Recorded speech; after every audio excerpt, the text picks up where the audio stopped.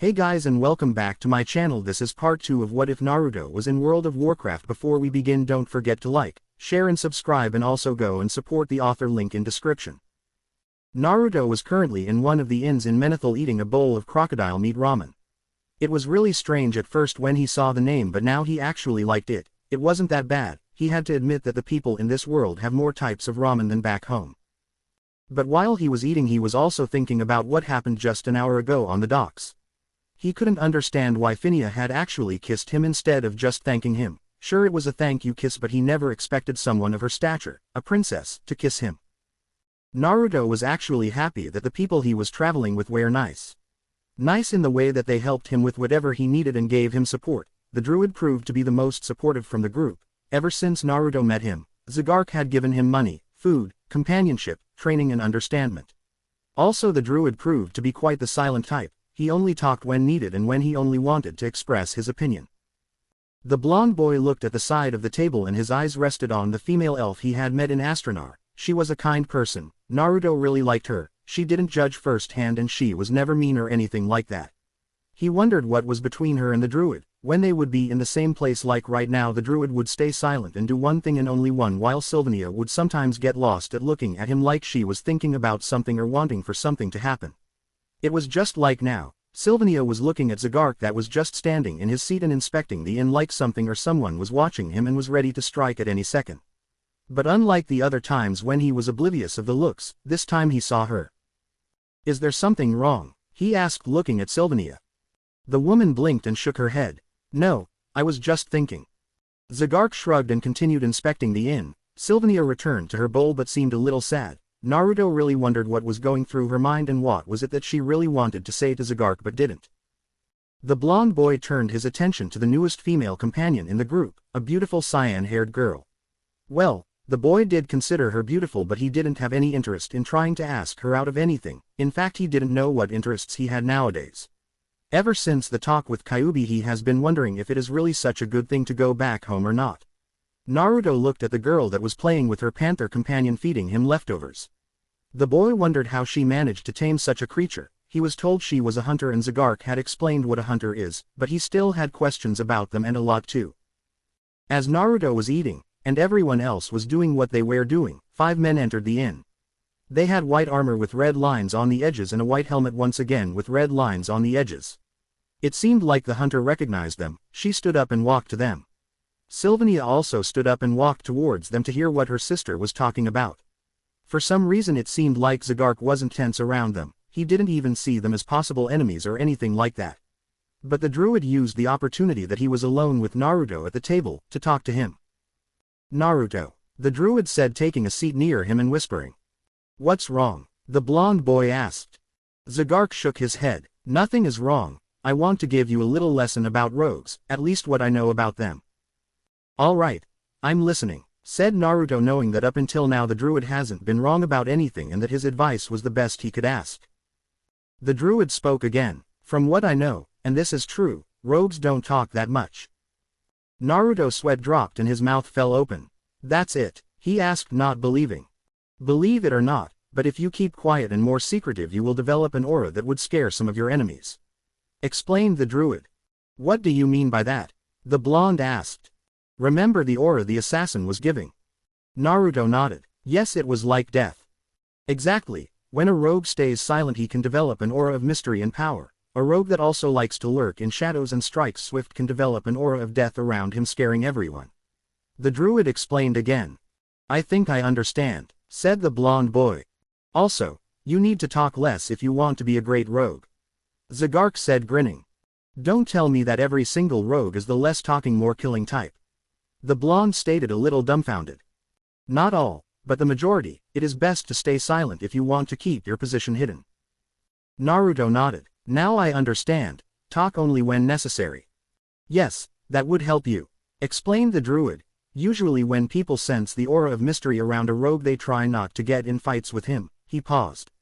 "But some try and get the rogue to talk, but since rogues are, well, in a way ingenious, they never get caught." "Is there a rogue that can teach me to become like that?" asked Naruto with his hopes up. The druid nodded. "Yes, there is. That is why I told you this. The rogue I am going to take you to when we reach our destination doesn't like his students to be very talkative, only to talk when needed. I understand, the blonde boy said with a nod. Also, all the students that rogue taught never, and I mean never lost a fight or died. Zagark said, but the rogue only trained about 5 or 6, but the best there are in Azeroth. The boy nodded and continued eating his bowl in silence. Zagark closed his eyes and let out a long sigh before standing still in the chair. A few minutes later the two women returned to the table. They didn't look too happy though. Zagark opened his eyes and looked at Sylvania. He raised an eyebrow at her depression. What happened? He asked. Sylvania looked at the druid and sighed. She looked at her sister telling her to share the information with everyone. Well, do you remember that I told you that I was recruited by the Alliance? Seiya asked. Naruto and Zagark nodded. Did they already send you in the middle of the fight? Asked Zagark worried. The girl shook her head. No, but I found out my first mission for the Alliance. If you don't have to fight the big battles yet, you don't have to worry. The druid responded. Yes, I know, but even this mission is, well. Her mission is to help protect a supply caravan to Refugee Point in Irati Highlands. Said Sylvania. I see where the problem is. Said Zagark. Why is that a problem? Asked Naruto, not understanding. Well, in Irati the Horde and the Alliance fight for a small plain called Irati Basin. They have been fighting over that same piece for years. Explained Seiya. And you're afraid that you will get involved in it? Asked Naruto. The girl nodded. I don't think I'm ready to fight in such a battle. Sylvania sighed. That's what brings me to the second thing. Let me guess, you are going with your sister? Asked Zagark.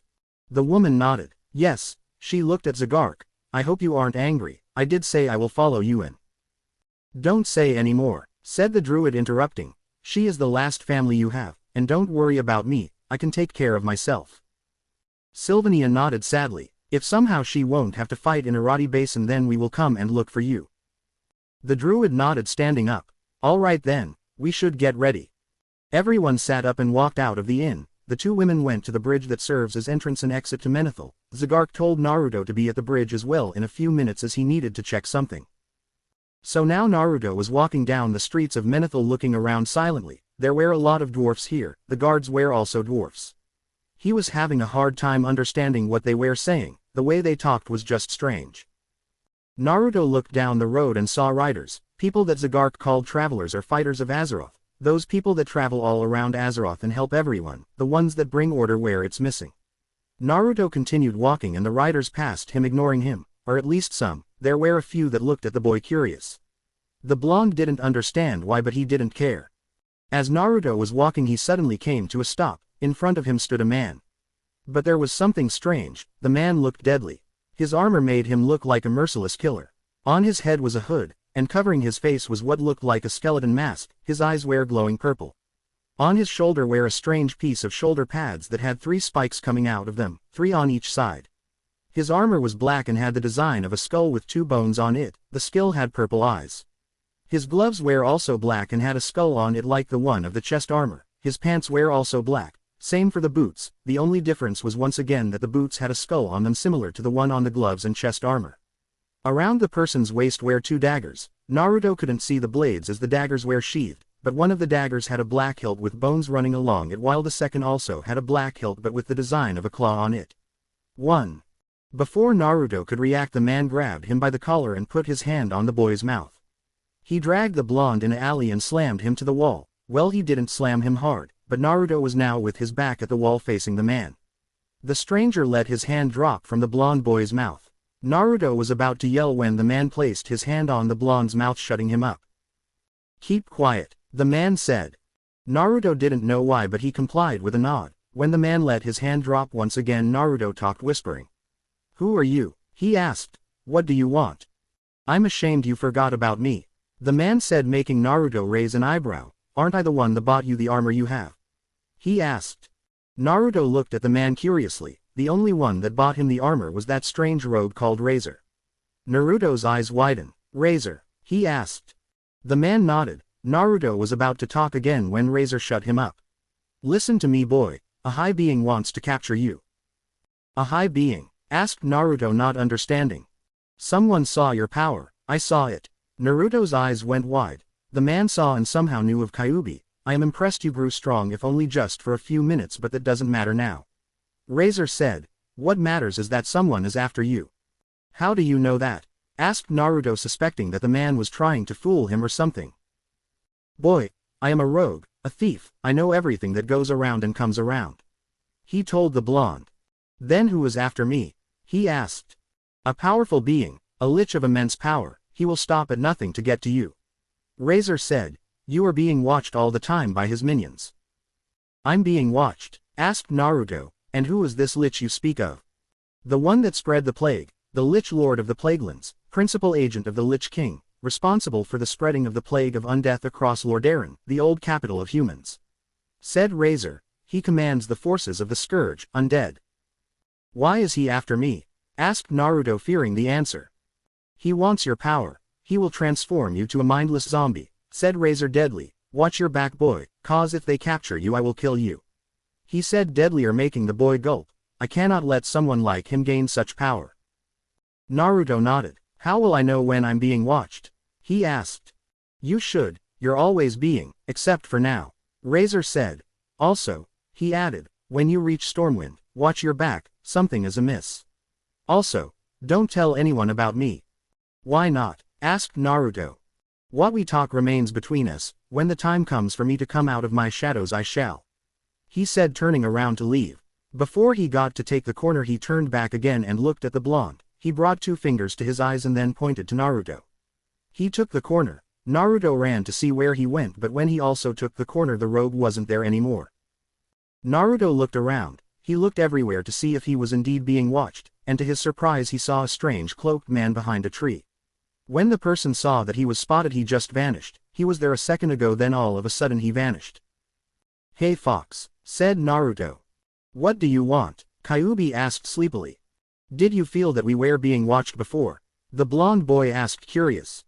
No, it's strange, but I didn't, and I could sense that the man, that Razor guy, was telling the truth, said the fox. I'm puzzled as to why I didn't feel anyone before.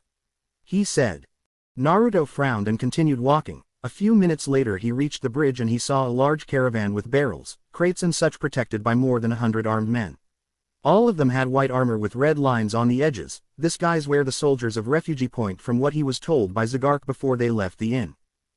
Naruto looked around and saw the 2 female elves. Both of them had a blue tabard on them with the design of a yellow lion. Naruto walked up to the 2 and smiled. The women smiled back at him. Are you ready? Asked Naruto, looking at Saya. The girl nodded. I guess it had to come to this sooner or later. She said. I just hope it was later. I know what you mean.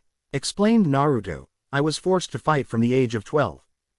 So young? Asked Sylvania, not believing. Naruto nodded. Yeah, but I got used to it. They continued doing some small talk as they waited. After a few more minutes Zagark also appeared and joined the group. After that the princess with her guards came. The princess was on top of a white horse. She didn't look too happy. Naruto wondered why. Refugee team, get ready, yelled someone. Saya and Sylvania looked at the blonde boy and the druid. Well, I guess it's time we leave, said the hunter. Take care, I lost a lot of friends there and I almost lost my life, said the druid, closing his eyes. The girl nodded and walked to Naruto. It was great meeting you. Likewise, responded the blonde, and take care, I hope we meet again. The girl smiled and nodded. She moved the boy's mask down a little and gave him a quick kiss on the cheek and walked back to the group of soldiers. Naruto was now puzzled, why all of a sudden girls started kissing him. Back in Konoha no girl would do that, well, no one from Konoha, but still. When Phineas saw the scene before her she couldn't help but feel a little jealous. She didn't know why. At first she thought she liked the boy, then she dismissed that idea, and now she didn't know anything. She just felt jealous. She felt she wanted to be the one to kiss Naruto again. She shook her head. Maybe she was in denial, she didn't know. The druid on the other hand had a different surprise. How long do you think this will last? The druid asked, looking at the woman. I don't know, responded Sylvania. Maybe a few weeks, a month, I don't know. Zagark shrugged. Just stay safe, both you and your sister. Sylvania nodded and looked at the druid. Can you do me a favor? She asked. Sure, the druid responded. Can you take your helmet off? She asked. I haven't seen your face for a long time. The druid nodded and moved his hand up to his head. he grabbed the helmet, which was a green leather cowl, and pulled it off. Naruto was looking at him. He saw that the druid was indeed young. He had a young face, and his hair was short and green. The druid gave Sylvania a smile. "Happy?" he asked. The woman nodded and placed a hand on his cheek. The druid raised an eyebrow at that. He wanted to ask her why she did that, but before he could, she jumped on him, clamming his lips on her own. His eyes nearly shot out. He didn't expect this. When the kiss ended, he was still shocked. Sylvania gave him another kiss on the cheek and told him to stay safe. She then walked to the group of soldiers and departed. Zagark stood there with his eyes wide open and one question passing his head: why did she kiss him? Naruto was on the floor laughing at the druid's expression. It showed that the druid never experienced a kiss, or at least never expected the woman to do that. The druid shook his head and put his cowl back on his head. He looked at Naruto. "Do you have any idea why she did that?" he asked. Naruto stopped laughing. "I have no idea," he said, taking deep breaths. "Maybe she likes you more than a friend." "More than a friend?" he asked to no one, looking at the road where the caravan had disappeared. Naruto shrugged. "Anyway," he turned to face the captain, "are we leaving?" he asked. The captain nodded. "Yes." "Hey Naruto," called the druid. The blonde boy turned around facing the druid. Zagark put his hand in one of his pockets and took out two strange stones. They looked like normal stones, but they had a blue line in the middle. Zagark threw the stones to Naruto. "What are these?" asked the boy, not understanding. "Sharpening stones," responded the druid, "used to sharpen a blade." Naruto let out a long "oh," and then nodded. He turned to the captain, waiting for his order. He knew that he was supposed to take orders from the captain during the trip to Stormwind. Zagark was the only one that knew what he had to do, seeing as he escorted people before. "All right, Naruto, was it?" the captain asked. "Yes," responded the blonde boy, nodding. "I want you to walk off the road in shadows," he said. "Seeing as you are a rogue, I want you to be the element of surprise." Naruto nodded. The group started walking. There were 6 guards that took the front, 6 walking with the princess, 3 on each side, and the rest were behind with the captain. Zagark chose to walk next to the princess, and Naruto, he was next to the princess as well. As soon as they crossed the bridge, the captain gave the sign to Naruto. The blonde boy nodded and walked off the road and started walking through the swamp of wetlands, hiding his presence in the tall swampy grass. The blonde boy didn't quite like this place. The place was a swamp stretching as far as the eye could see. There was a chain of mountains starting from the right, going up north and then ending in the left side. There were also some trees around the place, but not that many. To the horizon, Naruto saw some strange buildings in the mountain. They looked like towers of some sort. Naruto used this time, as walking alone in the swamp while keeping an eye on the group, to think about what Razor told him. He couldn't understand most of the things, like why was that lich so interested in his power. More importantly, he was interested why he didn't feel anyone was watching him. He didn't feel Razor watching him, and the rogue had been on the boat. Speaking of the boat, ever since he woke up he felt more powerful, like he had gained something. He felt he was stronger, faster and more agile, and strangely he felt like he could think more clearly. He asked the druid what it meant. All he said was that he had gained more power, that he had become stronger. He still didn't understand what that meant. But returning to the meeting he just had, he again was curious as to what the rogue had meant by watching his back when he reaches Stormwind. Was the said lich trying to grab him while he was in Stormwind, or was there a trap set for the group when they reached the capital? No, if it was a trap then it would have been only for him, but did that mean that the group he was traveling with, except Zagark, were plotting against him and the druid? He hoped not. Besides the girl, no, the princess didn't look like the type to plot behind someone's back. Naruto glanced over at the princess again. He examined her more. She was wearing the white dress she wore when he first met her in Darnassus. Her staff was on her back and she had let her hair free. Naruto looked at her hair. He lost himself staring at her. When the sun rays would touch her hair it would seem like it was shining. Her face looked more angelic when that happened. Still, the blonde wondered why was the princess sad when they first started the trip. He could see her looking in the swamp like she was trying to spot someone. He wondered if she saw looking for him or if she was trying to be on a lookout for an enemy. The group walked for about 6 hours when they reached a sort of crossroad. There was one road that led towards the west and another that continued going straight forward. They followed that road, continuing to walk forward. Naruto now had more view of what was happening beyond the cliff. There was a strange building constructed in the cliff that seemed to be holding a lake of some sort up in the mountains. It had 3 heads of dwarfs, he presumed, since all 3 had beards. This was a dam, from what Naruto learned from some of the books the druid had given him to study. After walking some more, Naruto suddenly felt another aura, even more dangerous than the one the assassin was giving out. He tensed and got ready for anything. The aura woke up even Kyuubi that was sleeping up until now. The blonde boy looked around trying to spot the one that was giving away that aura. He looked at the group and saw that only Zygarde and Phineas sensed the aura. The others didn't feel it. Naruto was wondering why. How couldn't they feel such a thing? It was almost breathtaking. Suddenly the group stopped. Naruto also stopped when he saw the group coming to a halt, and he looked to see why. His eyes widened at the army that was before them, a large group of green things, some with long hair, and some with short or none. The majority wielded large axes, some had swords and shields. But all of them had a strange armor on them. Their shoulder pads had spikes coming out of them. The chest armor was of pure metal and had a strange design. Naruto couldn't describe it, but from what he had read, this were the orcs of Orgrimmar.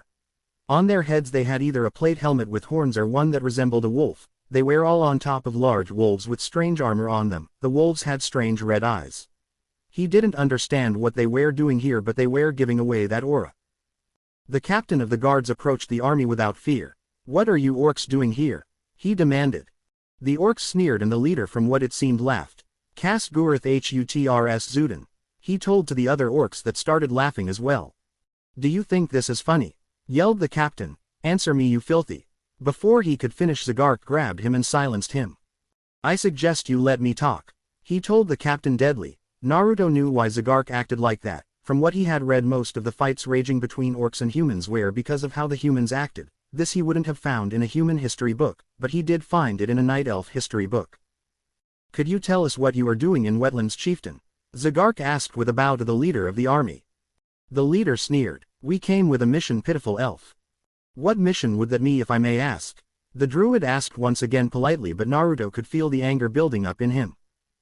It was known fact that after the orc army established in Kalimdor, they started invading elf woods, cutting the trees down and killing the animals. This resulted in continuous battles between the elves and orcs, and slowly each side gained its allies. The orcs gained the undead, blood elves, tauren and trolls, while the night elves gained the humans, dwarfs, gnomes, and now the Draenei.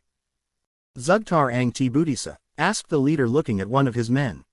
The orc in question answered, "Hesfa Kubzu Javer Lyakana Uduru." The leader nodded and turned to look at Zygarde. He gave the druid a wide grin. Before Naruto or anyone could react, the leader brought his axe down to chop the druid in half. Zygarde was ready. He knew something was going to happen. He jumped out of the way, avoiding the attack. "What is the meaning of this?" demanded the captain of the guards. "Your pathetic father betrayed our trust," the leader said, pointing his axe to Phineas that was trembling. "Because of his actions we will take justice in our hands." But what did father do to upset Thrall?" Phineas asked, stuttering. "He not only upset Thrall, he upset Sylvanas with his pesky new alliance," the leader said, growling, and the rest of the orcs growled as well. "I don't understand," the princess said.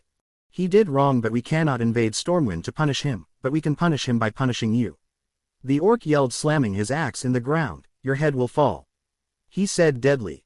The girl gasped in fear. The men around her unsheathed their swords and got ready, but it didn't look good. They were outnumbered 10 to 1. An army of this size, it made the druid wonder how they managed to get on the eastern kingdoms. Sure, they might have had mages teleport them to Undercity and they would have rode till here, but they would have been spotted in Hillsbrad foothills or in Irati highlands, even in Dunmodder, which was the border between Irati and Wetlands. Naruto tensed more than ever. He couldn't take down an army of this size, and he even felt it. The power they were giving out was more than he could handle. He would be drained before he would even take down 20. It was an army, nothing more and nothing less. Naruto suddenly heard the orc leader roar and move his axe towards the group. The other orcs yelled as well and charged the group. Some attacked while on the wolves, while other unmounted and attacked running on their feet. Zygarde had resumed his position next to the princess, and the protectors made a circle around her. She got down from her horse to avoid any arrows that there would be and grabbed her staff and started fighting as well, casting spells and minor curses. The guards were blocking vicious attacks with their shields and were trying to cut the enemy with their swords. The druid was healing. Naruto was amazed at what Zygarde was doing. The druid was casting some strange spells that created a green swirl around the wounded, and their wounds would close up and their energy would return to them. Naruto watched as the orcs were hitting the shields with their massive axes, putting up a brilliant fight. Strangely, the human forces were keeping up with the attackers, managing to survive. So far no one had died, but it was to change sooner or later. The blonde boy eyed the leader again. He stealthily walked through the swamp to reach him. When he was close he unsheathed his sword and dagger slowly so as not to make noise and walked closer. He was getting closer and closer. When he was about to strike the orc suddenly turned around, his eyes were red and looked like they were piercing the boy. The orc raised his axe and lowered it on top of Naruto, the boy raised his sword and parried the axe, and he was holding it above his head with great effort. He heard the orc sneer.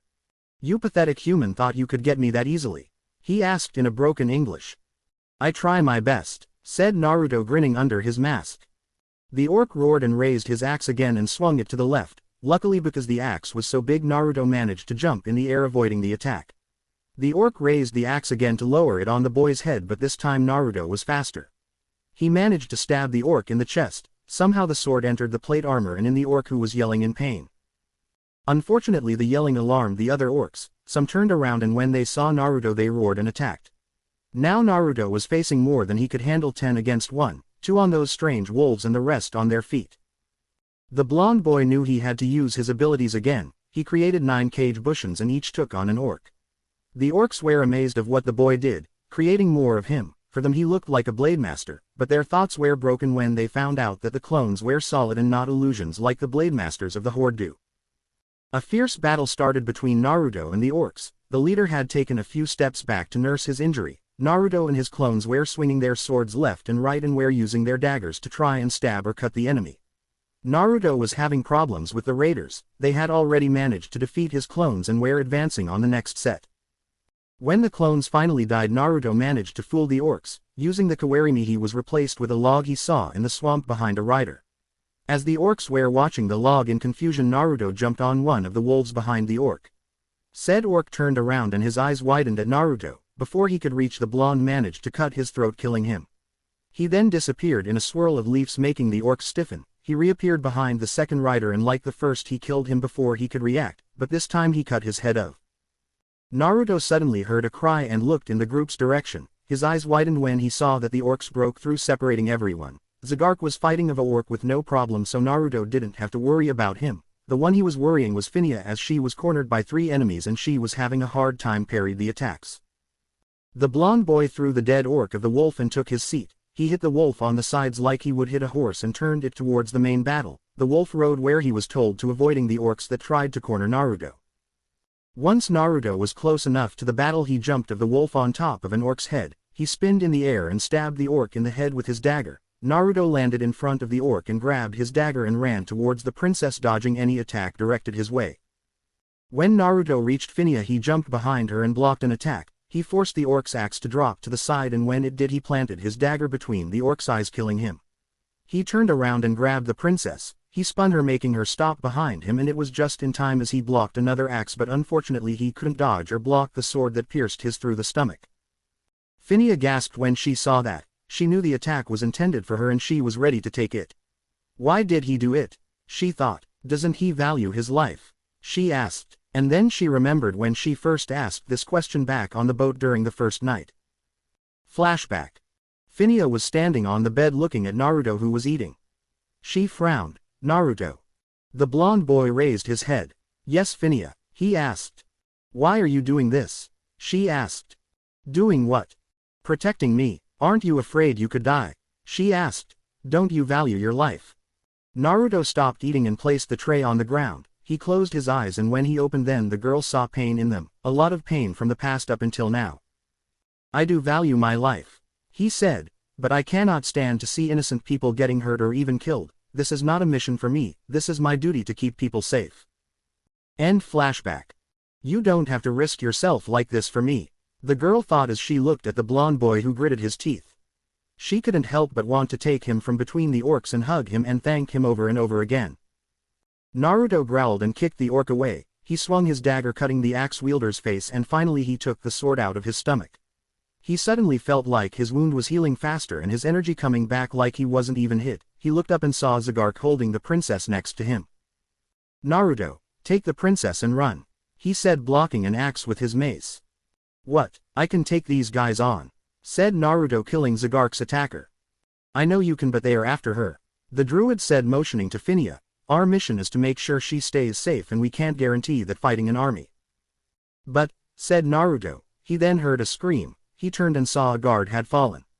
He looked at Phinia, who was scared. She didn't show it on the outside, but he could see it in her eyes. Naruto looked at the druid and nodded. Will you be all right? Don't ask questions to which you know the answer. The druid responded, smiling. Naruto grinned under his mask and sheathed his weapons. He took the girl's staff and put it on his back. He took Phinia in his arms bridal style and dashed through the masses, jumping from head to head. When Naruto reached the end of the army, he landed on the ground. Keep following the road, yelled someone. He recognized the voice belonging to Zagark. He gave a nod even though he knew the druid couldn't see it, and pushed all his chakra into his feet and started running away. The orcs were amazed of the speed at which the blonde boy was running. They mounted on their wolves and started chasing him. A few of the orcs remained behind to deal with the guards and the night elf. As Naruto was running, he saw the riders behind him. He scowled and ran faster. The blonde boy felt a hand on his chest holding his armor tight. He looked down at Phinia and saw that she was scared, very scared. He couldn't blame her. If an army of that size was after him, he would be afraid as well. The blonde boy glanced behind once again. Those riders wouldn't give up, and they just kept coming and coming. Kyuubi, any idea? Asked Naruto. No idea here, kid. Those creatures are fast and cunning. Besides, you can't do hand seals for a jutsu seeing as you are carrying the girl. The fox responded. Naruto frowned. He pushed more chakra into his feet and continued running. As he was running, he suddenly came to a strange entrance in the mountain. There was a sign on top of it that read, Dun Algas. The blonde boy suddenly had an idea. He entered the passageway and ran as fast as he could to reach the exit, and once he did, he stopped and jumped up. Naruto landed on top of the entrance and looked down. The riders just exited the passageway and were glaring and yelling at Naruto. The blonde boy mocked them, making funny faces. He could hear Phinia giggling. Suddenly a rider took out a bow. Naruto's eyes widened. He heard Kyuubi yelling at him to continue running, and he did. The blonde boy started running up the mountain, dodging the arrows. After running up a little, the cliff started shaping into what looked like a tattered road. Naruto followed the cliffy road till he came to a cave. Without any option, he entered the cave. It was a good thing that the cave was way up in the mountain. It would shelter them from the orcs till the druid found them. The bad thing was that it was so high up, the air was colder. Both he and the girl were shivering. Naruto walked to the end of the cave and sat down, keeping Phinia in his arms. She was shivering more than Naruto since she didn't have any leather on her, just the dress. Naruto put her on the ground and stood up. Naruto, the girl asked, shivering. I'll be right back, he said as he dashed out of the cave, leaving the girl alone. Once outside, Naruto looked around trying to find a tree or something. After looking around carefully, he managed to spot a tree. He ran up to it and created a Rasengan and thrusted it into the tree, making it fall down. The blonde boy then made another Rasengan to shatter the tree bark a little more. Once that was done, he collected the pieces of wood and branches and ran back into the cave. As Naruto entered the cave, he saw that the girl was still there, but she was shivering more than before. Naruto put the wood down, creating a bonfire. All he needed now was the fire. Naruto unfortunately didn't know any fire jutsu, so he had to resort to the next best thing, to try and see if one of the new techniques helps. Naruto did a series of hand signs and pointed to the wood.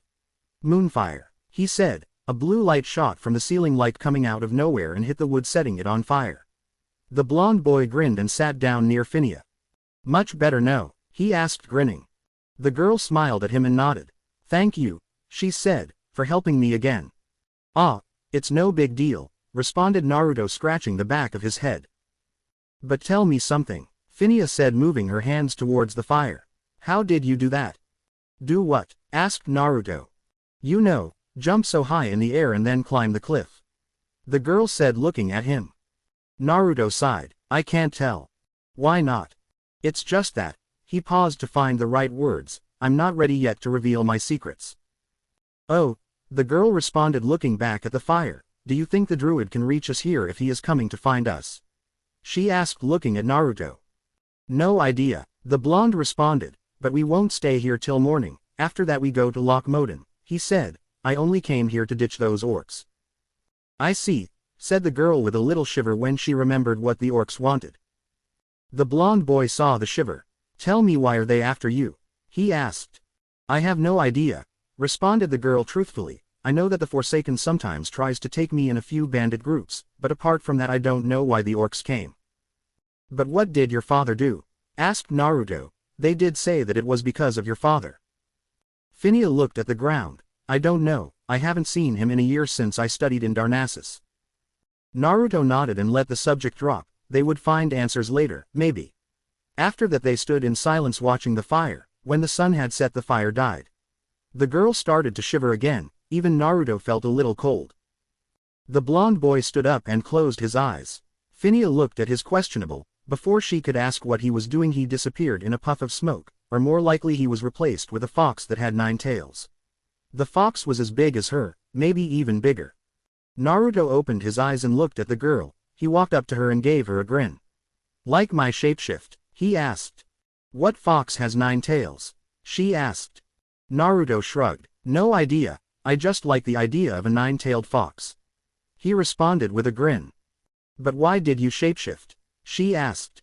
Naruto leaned down behind her and grabbed her by the waist with his tails. He moved her close to him and then wrapped his tails around her. "When I shapeshift I gain actual fur, it will keep me warm," he explained, "but that means it could keep you warm as well." The girl looked at him and smiled. She leaned on him and rested her head on his stomach. Indeed, what the blonde boy had said was true. She wasn't shivering anymore and didn't feel cold. She smiled softly and moved closer, unconsciously grabbing one of Naruto's tails.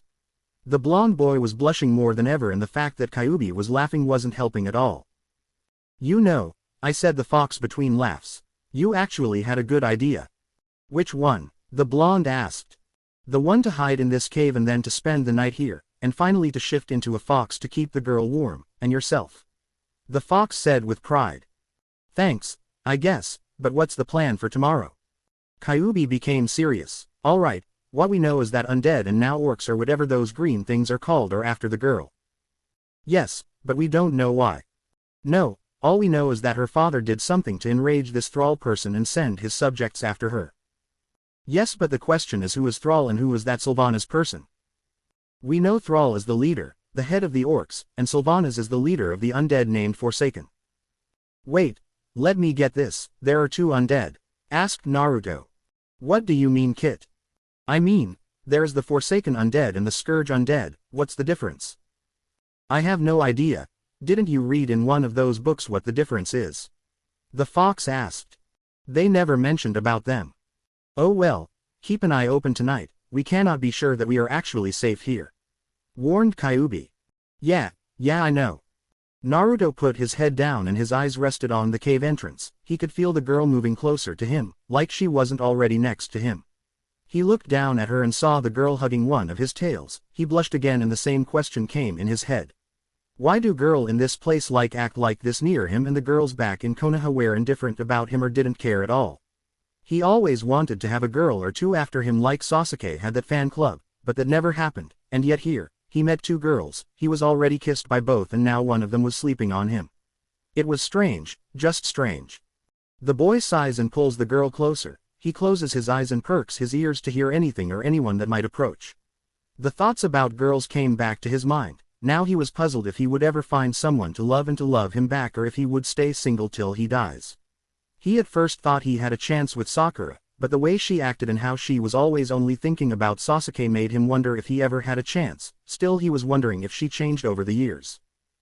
Naruto sighed once again. "I am really destined to be alone," he asked himself before falling asleep.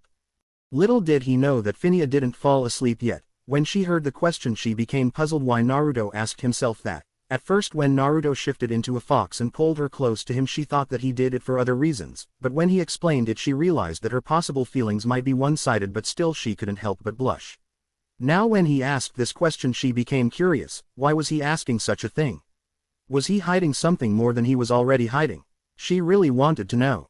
One thing was still sure in her mind. She was actually falling for him. She didn't realize it, but since the mishap on the sea she started falling for the blonde boy. He was different than all the others, very different. She could feel that she would be happy to be with him, she knew that. All she needed to know was if he would ever fall for her. She now knew what she wanted. The throne could wait, her father could wait, and all she wanted now was a place in the heart of the boy who stole her. Phinia hugged the tail more and placed a wish, hoping someday it will come true. She had no doubts, it had to come true one day. During the night the 2 temporary inhabitants of the cave slept without any interruption. The only one keeping guard was Kyuubi after the blonde boy had fallen asleep. The fox used that opportunity to learn more about the blonde, but he didn't find much apart from what he had seen in his memories, so he dropped his search and stayed vigilant. The first person to wake up in the morning was Phinia. The blonde boy had fallen asleep late last night, so it was obvious that he would be sleeping more. The girl woke up feeling her head on a soft fur and something soft and warm wrapped around her. For a second she thought she was back home, but she remembered that she didn't have anything made out of fur. When Phinia opened her eyes she saw the fox and remembered the events from yesterday. She shuddered when she remembered that the orcs wanted to kill her for whatever her father might have done. As she shuddered, the tails wrapped more around her, making the girl blush. She grabbed one of the tails and hugged it, feeling its warmth and thinking what her father might say if she would choose Naruto as her future husband. Phinia looked at the fox's head and couldn't help but start patting it. She stroked the fur gently on the fox's head. Unknown to her, Kyuubi, who was awake, was staring in disbelief, but his disbelief turned to joy as he remembered what he suspected of the girl. He couldn't help but grin in victory as he knew that he was right all along. When Naruto woke up, he felt a gentle hand passing through his fur on the head. He lazily opened his eyes and gazed at the wall of the cave. He let out a loud fox-like yawn, startling the girl, who stopped stroking his fur. Naruto wondered what had happened to the hand that was stroking his fur. When he looked behind, he saw the princess there blushing. He raised an eyebrow and blushed as well as he realized that it was her that was stroking his fur. Naruto unwrapped his tails and sat up, stretching. He shifted back to his human form and sat down next to the princess, looking through his pockets. The girl moved closer to Naruto since the morning breeze was blowing in the cave. She was blushing hard but hiding it by looking down. Naruto found what he was looking for and gently nudged Phinia, who looked at him. He handed the girl a piece of bread. "Eat up, we will leave soon." "Thank you," the girl responded, taking the piece of bread and eating it. Naruto took out another piece, his last one, and ate it as well. When they were done eating, Naruto took the girl's staff of his back and handed it to her. She placed it on her back and smiled at Naruto. The blonde boy sat up and walked to the cave's exit, followed by Phinia.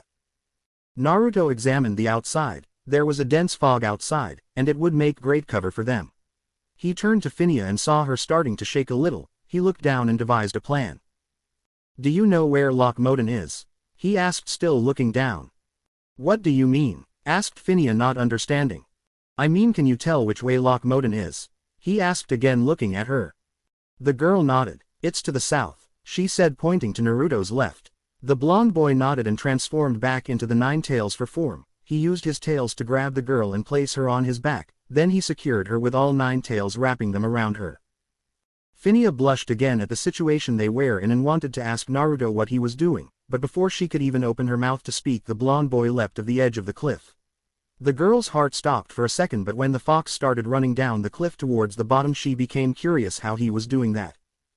Naruto was grateful that he could use his chakra while in the fox form. He could use it to climb up or down a cliff, and all he needed to do now is try to see if he can use it to walk on water. When they reached down, Naruto landed behind some bushes near the road. He looked left and right carefully and smelled the air. He could feel that the orcs were still around here somewhere, so he decided to walk off the road, staying in the bushes. After walking for about 2 hours in silence, he came to another entrance in the mountain like the first one. He smelled the air about, but he couldn't sense anything close. He leapt out from behind the bushes and started running through the tunnel. "This is the last passage," said Phinia. "After this we enter Lochmoden." Naruto nodded and continued running up the road. True, after a few minutes of running they came to the exit. Naruto gazed around and saw that the landscape changed again. They were in a mountain region, but it was different. Instead of snow there was grass and trees all around. A lake was present to the left side of the boy. To the north right side was a strange circular building. Naruto looked carefully at it. It seemed to be one of the dwarf's watch posts. Naruto leapt off the road and into the woods. He started walking through the woods, following the road that was on his right. He could see patrols of dwarfs with simple shields in their hands, a green hood on their heads and chain mail armor on chest, legs and hands. They usually had small axes or swords. Some had guns, as Naruto read from the history books. The girl was a little curious as to why Naruto was walking in the forest and not on the road. She decided to ask. "Naruto." The blonde boy responded. "Why are we walking through the forest?" she asked. "Not that I have anything against it, but..." "I know what you mean," the blonde responded, "but I have a purpose. One of them is to find food." "But we could ask the guards patrolling the road," the princess stated. Naruto nodded. "Yes, we could, but ask yourself how they would react if they see me like this." The girl thought for a second and then realized what Naruto was saying. She was shocked at first when Naruto changed into the massive fox she was currently riding on, but because she knew it was Naruto she didn't react hostile. Other people might try to attack Naruto as they see him, thinking he was some sort of demon, seeing as no fox was this big and it didn't have 9 tails. Naruto unwrapped 6 of his tails, keeping 3 around the princess to make sure she is secured. He looked around and spotted a tree with apples. He leaned down, motioning to Phinia to get down. She complied and got of the boy, who stood up again and turned back to his human form. Naruto walked to the apple tree and started running up it. Once he was up, he collected some apples and jumped down. He placed the apples of the ground and bit his thumb. He went through a series of hand signs and then slammed his palm on the ground. Kuchio's no jutsu. He yelled, but nothing happened. Naruto raised an eyebrow and repeated the process with the same result. Nothing came. Kyuubi asked Naruto. What is it, Kit? Asked the fox sleepily. Why can't I summon? The fox raised an eyebrow. You can't summon? No, why is that? Strange, did you do the hand signs right? Of course I did them right. Then I have no idea, you have enough chakra to summon a large toad, why you can't is beyond me. Kyuubi responded. What were you trying to do? Asked Phinia, looking at Naruto. The blonde boy turned around facing her. I wanted to summon. Summon? Asked the girl. Naruto nodded. Yes, but it seems that I can't. Why is that? He asked. From all I know, only a warlock can summon. She responded. Naruto cursed under his breath. Wait here, all right. Wait, where are you going? She asked, afraid. Naruto gave her a smile and jumped away. Phinia moved close to a tree and sat down with her back at the tree, thinking where Naruto had gone. She looked around, afraid. She hadn't forgotten about the orcs, and she was afraid they might be somewhere near. She couldn't take them out, they were too strong for her and she was inexperienced. After half an hour, Naruto came back with 4 fish in his hands. He looked at Phinia and gave her a smile. She sighed in relief and looked at him. Naruto raised an eyebrow. She was looking at him with the same eyes Sylvania was looking at Zagark. He was confused what that meant. In fact, he remembered he saw the same look in Sakura's when she was looking at Sasuke, but that was just because of who Sasuke was, or was it more? Why was Phinia looking at him like Sakura used to look at Sasuke? He had no idea.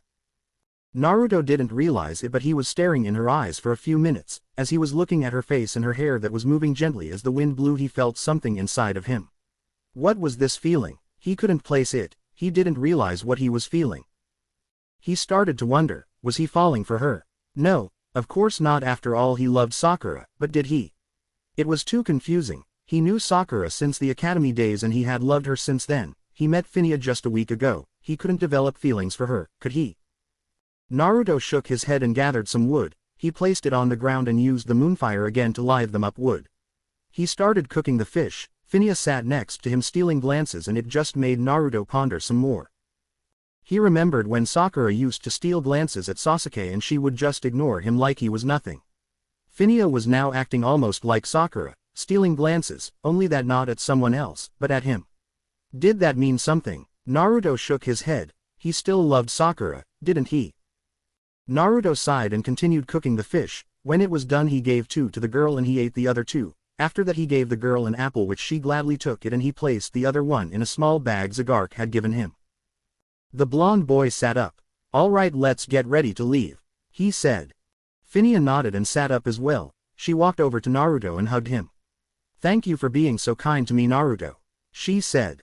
Naruto was stunned. Now he was more confused. He didn't know if this was a thank you hug or more than that.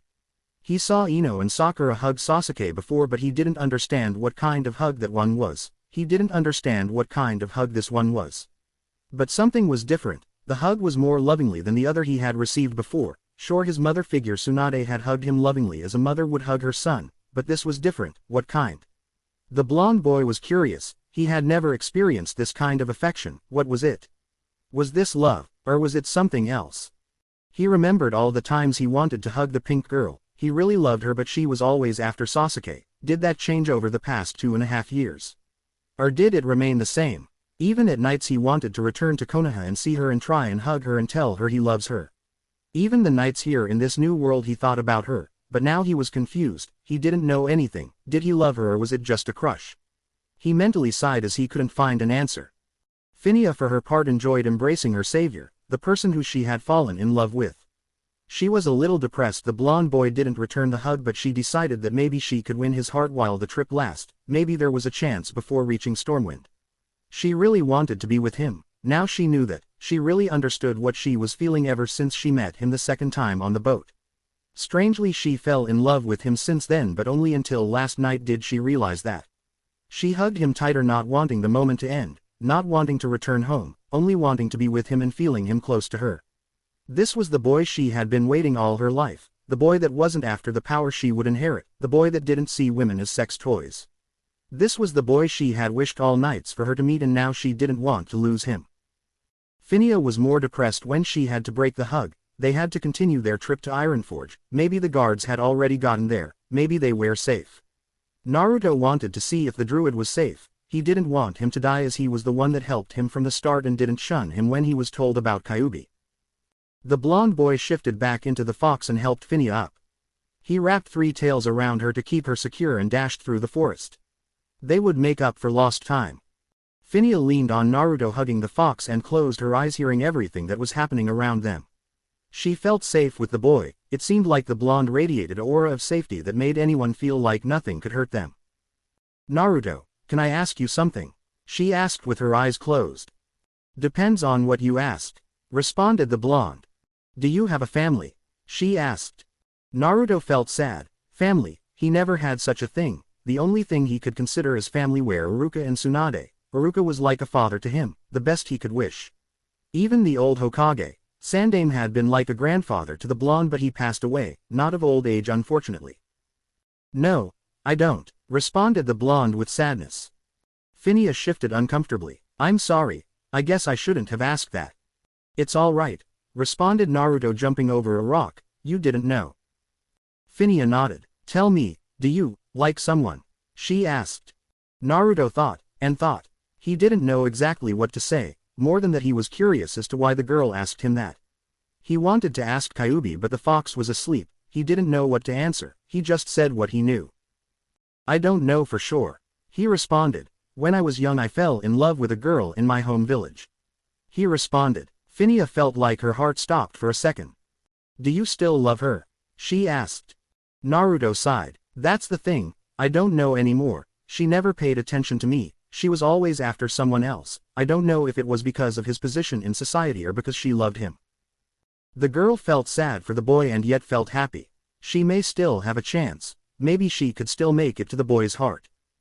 "Where is your home village?" asked Phinia. Naruto was silent for some time.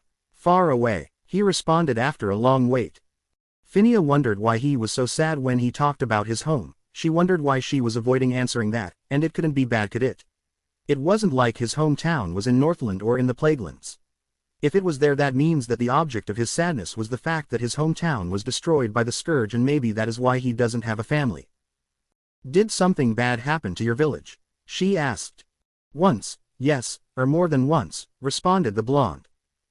"Is it still there?" she asked. "I mean, it wasn't destroyed, was it?" Naruto shook his head. "No, it wasn't, it's still there." Phinia smiled and felt reassured, but she was still curious why he was avoiding the subjects. "Do you wish to go home?" she asked. Naruto stopped thinking. Did he want to go home or not? He didn't have an answer for that. He started to like this place. He could learn so much and he could do so many. People here were nice. Well, not all, but there were those that were really worth the while. I don't know," he responded. "I don't know if I want to go back or stay here." Phinia wanted to ask another question, but she dropped it. After running for a few more hours, Naruto finally stopped close to a wall of some sort. He studied the wall and saw that patrols were significantly bigger here. He couldn't go between them. He would be dead meat. He considered shifting back to his human form and walking past them, but what would they do if they see the princess? That was the question. He didn't know if they would consider Naruto as someone hostile or not. He decided to risk it. He placed Phinia down and shifted back into his human form. Naruto turned to face Phinia. "Come, we will walk till we reach Danmuro on the other side." Phinia nodded and followed Naruto, walking next to him. They came out from the bushes and on the road. They turned towards the wall and started walking casually, but Naruto was on alert just in case something bad would happen. As they approached the wall, the guards walked up to them. They were about to ask them what they were doing and what were their business when they spotted Phinia. "Ah, princess," said one of the dwarfs, bowing down comically. Phinia smiled and gave them a nod. "Could we pass?" she asked. "Why, of course," said the second guard, "but may ya tell us what this is?" he asked, looking at Naruto suspiciously. He is my guard, responded Phineas, smiling. Ya guard? Asked the first dwarf. Shaun ya be, Avon more. Phineas nodded. Yes, but we were attacked and he was ordered to take me and make a run for it. Ya were attacked? Asked the second dwarf. Ere old that be? It was in wetlands, responded Naruto for the first time. His voice held no emotion. It made everyone around him cringe. A large party of orcs under Thrall's command. Orcs, yelled the two dwarfs. We know Horde is fighting with Alliance, but to attack like that. Wonder what upset Thrall, said the second guard. They said that father made an alliance with someone. Do you know who? Phineas asked, hoping to get some answers. The dwarfs shook their head. Nay, we do not know. Stormwind been silent for a month now, said the second dwarf. Silent? Asked Naruto, curious. Is this what Razor meant by something being amiss? We not receive news from unknown there, responded the first guard. Naruto frowned. Anyway, we should get going, he said. Did by any chance a group pass here with a druid amongst them? He asked. The dwarfs shook their head. Nay, we not seen anyone pass for a week now. Naruto nodded sadly and started walking. Phineas thanked the guards, who bowed down again and followed Naruto. She looked at him, curious as to why he acted too unemotional. It didn't suit him in her opinion. He didn't look like the cold-blood killer for her. Naruto followed the road and started climbing up the mountain again. They entered another tunnel and continued walking in silence. They had been walking for about an hour or so when they finally reached the end of the tunnel. Once outside, they were greeted by snow and cold weather. The blonde boy frowned. How come the temperature changes like this in this place? He was really curious about this. He looked to his left and saw another guard tower and the guards there. There were about 50 or so. They all bowed to the princess when they saw her and looked at Naruto suspiciously, but dismissed it after the first look. They weren't that bad from what Naruto deducted. They continued walking down the road. They were passed by two ram-riding dwarfs who nodded at both of them. They once again entered another tunnel and continued walking in silence. While they were walking, Naruto started feeling his hands getting cold. In fact, he started feeling like he was getting cold in his armor. If he was getting cold in the leather armor, he wondered how Phineas was doing. He looked towards the girl and saw that she was shivering and trying to hide it so as not to look weak. Naruto was impressed at what the girl was trying to do. She didn't want to be a burden to anyone, so she was doing her best to act normal even in this weather.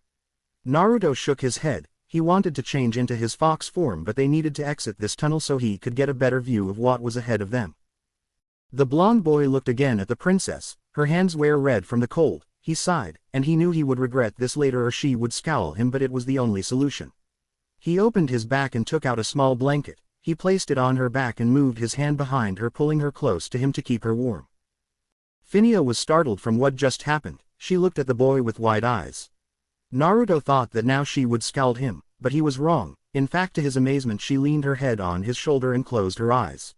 Phineas was just a little shorter than him. The blonde boy was now confused. Usually other girls would beat him or scowl him for pulling them next to him and holding them like that. He didn't realize that she wasn't like most girls, not even now. The boy mentally shrugged and held her tight and continued walking. Phineas was happy. Of course she was cold, and the weather in Dunmaro was as cold as the one in Winterspring, maybe even colder. But now she was happy of the turn of events. Despite the fact that the blonde boy did what he did just to keep her warm, she was happy to feel him holding her.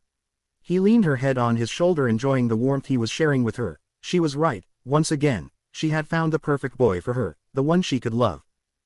Hours later they finally came out of the last tunnel. Naruto frowned. He still didn't have a good view of the place. The mountain was blocking his view.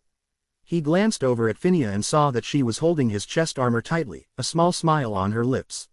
Why was she acting like this? Naruto asked himself. The blonde boy looked around again and saw two more guard towers. He now wondered what the guards would say if they saw them passing like this. He sighed and started walking with Phineas next to him. As they passed the first guard tower, he received curious stares. The dwarfs were staring at him as he was holding the princess next to him like she was his, and they were staring even more when they saw the princess with her head on his shoulder smiling.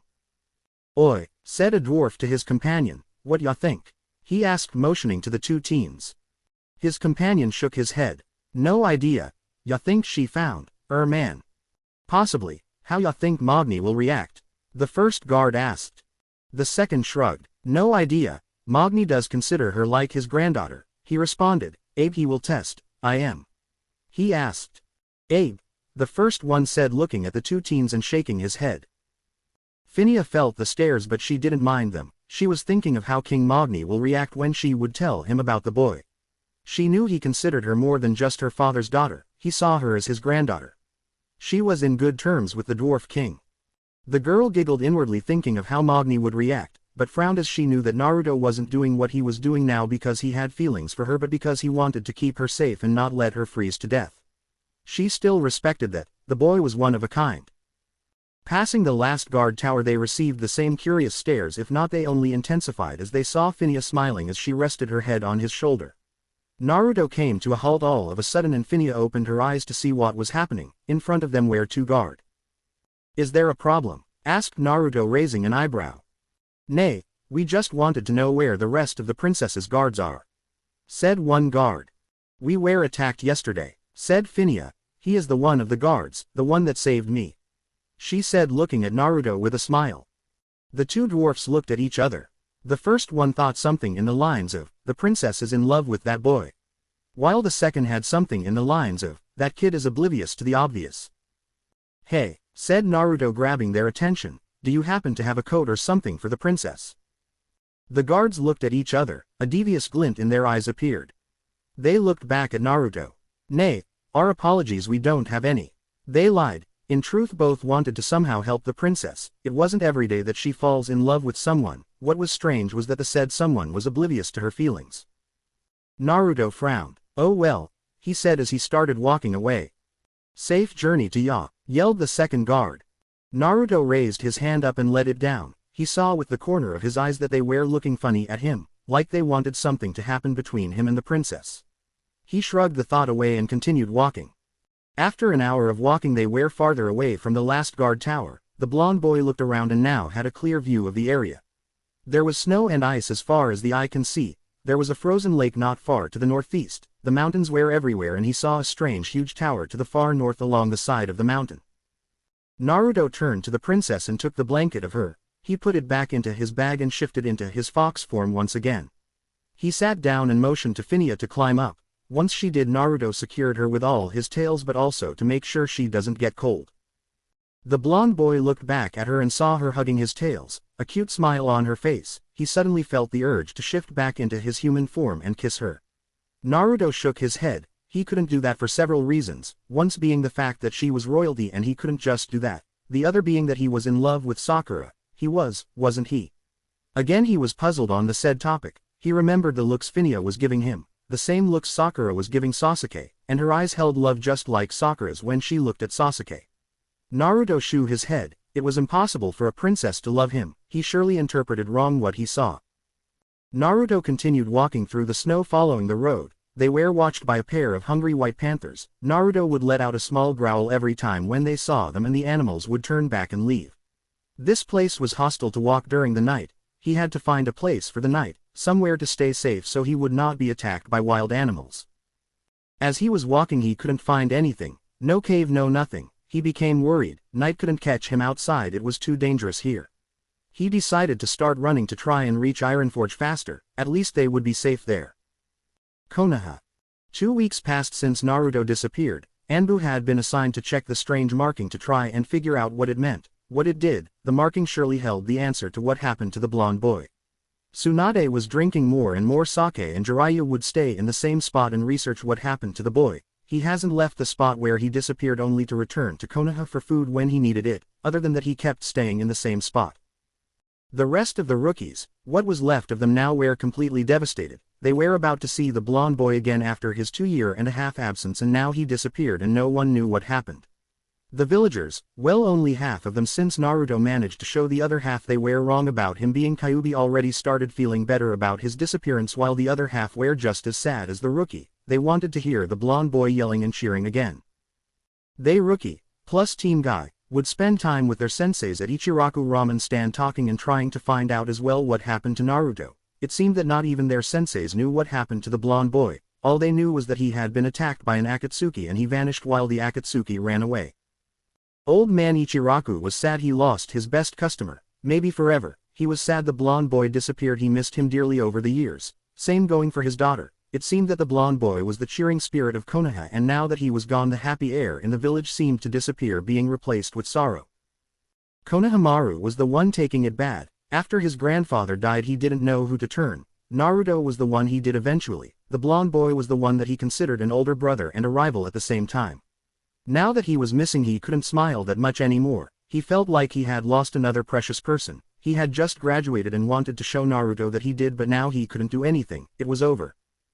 Iruka, who was the father figure of Naruto, took it hard, very hard. He didn't want to teach for a few days at the academy. He only started teaching again only after he was told by Tsunade and she promised him that she would find out what happened to the blonde boy. He really missed him. Of course Naruto bid his farewell to him when he left, but he missed him over the years like everyone else, and he really wanted a reunion. He was anxious when he heard he would return, but now he was desperate to find out what happened to the boy he called a son. Returning back to the Rookie 9, taking them one by one, each had their own thoughts. Sakura, who now was the last member of Team 7, was devastated. First she lost the one she loved to the hands of the snake Sannin, and now she lost the last member and the boy she started developing feelings when he was away. This is still a Naruto OCFIC. She wanted to give Naruto a chance in dating now that he would return more mature in her opinion, but now it couldn't be done. He was missing and nothing could be done. She just sulked away in her thoughts as another member of Team 7 vanished, maybe forever. Kakashi was more than depressed. He was sulking inside. He failed to save Sasuke and now he failed to keep Naruto. It just seemed like he was losing people more and more, like he was failing in the role of a sensei. He started wondering if he really should have been a sensei after all these years. He wondered what would have happened if someone else had taken Team 7 instead of him. He was furious. He failed everyone. He failed Obito. He failed his sensei, his teammate Rin, and now he failed both Sasuke and Naruto.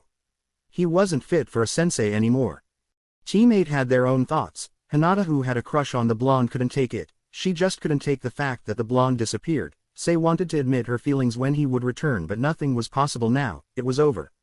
She cried her heart out when she found out that he was missing. There was no one left to give her the same confidence the blonde did. Kiba was there for her, trying to comfort her, but nothing came out of it. Even the dog boy was sad the blonde disappeared. He would have enjoyed a rematch with him and talk about past times. Shino was, well, he didn't show anything on the outside, but on the inside he was really sad. Naruto was strong. He was the link that held people together and made them strong and gave them power just by being there. Now that he was missing, it just wasn't the same. Everyone was crushing inside. Team 8's sensei, Kurenai, didn't know what to say. She was amazed that the boy had managed to scare Akatsuki and yet disappear without a trace. She started to wonder why he disappeared. After all, he didn't have a reason to leave, did he?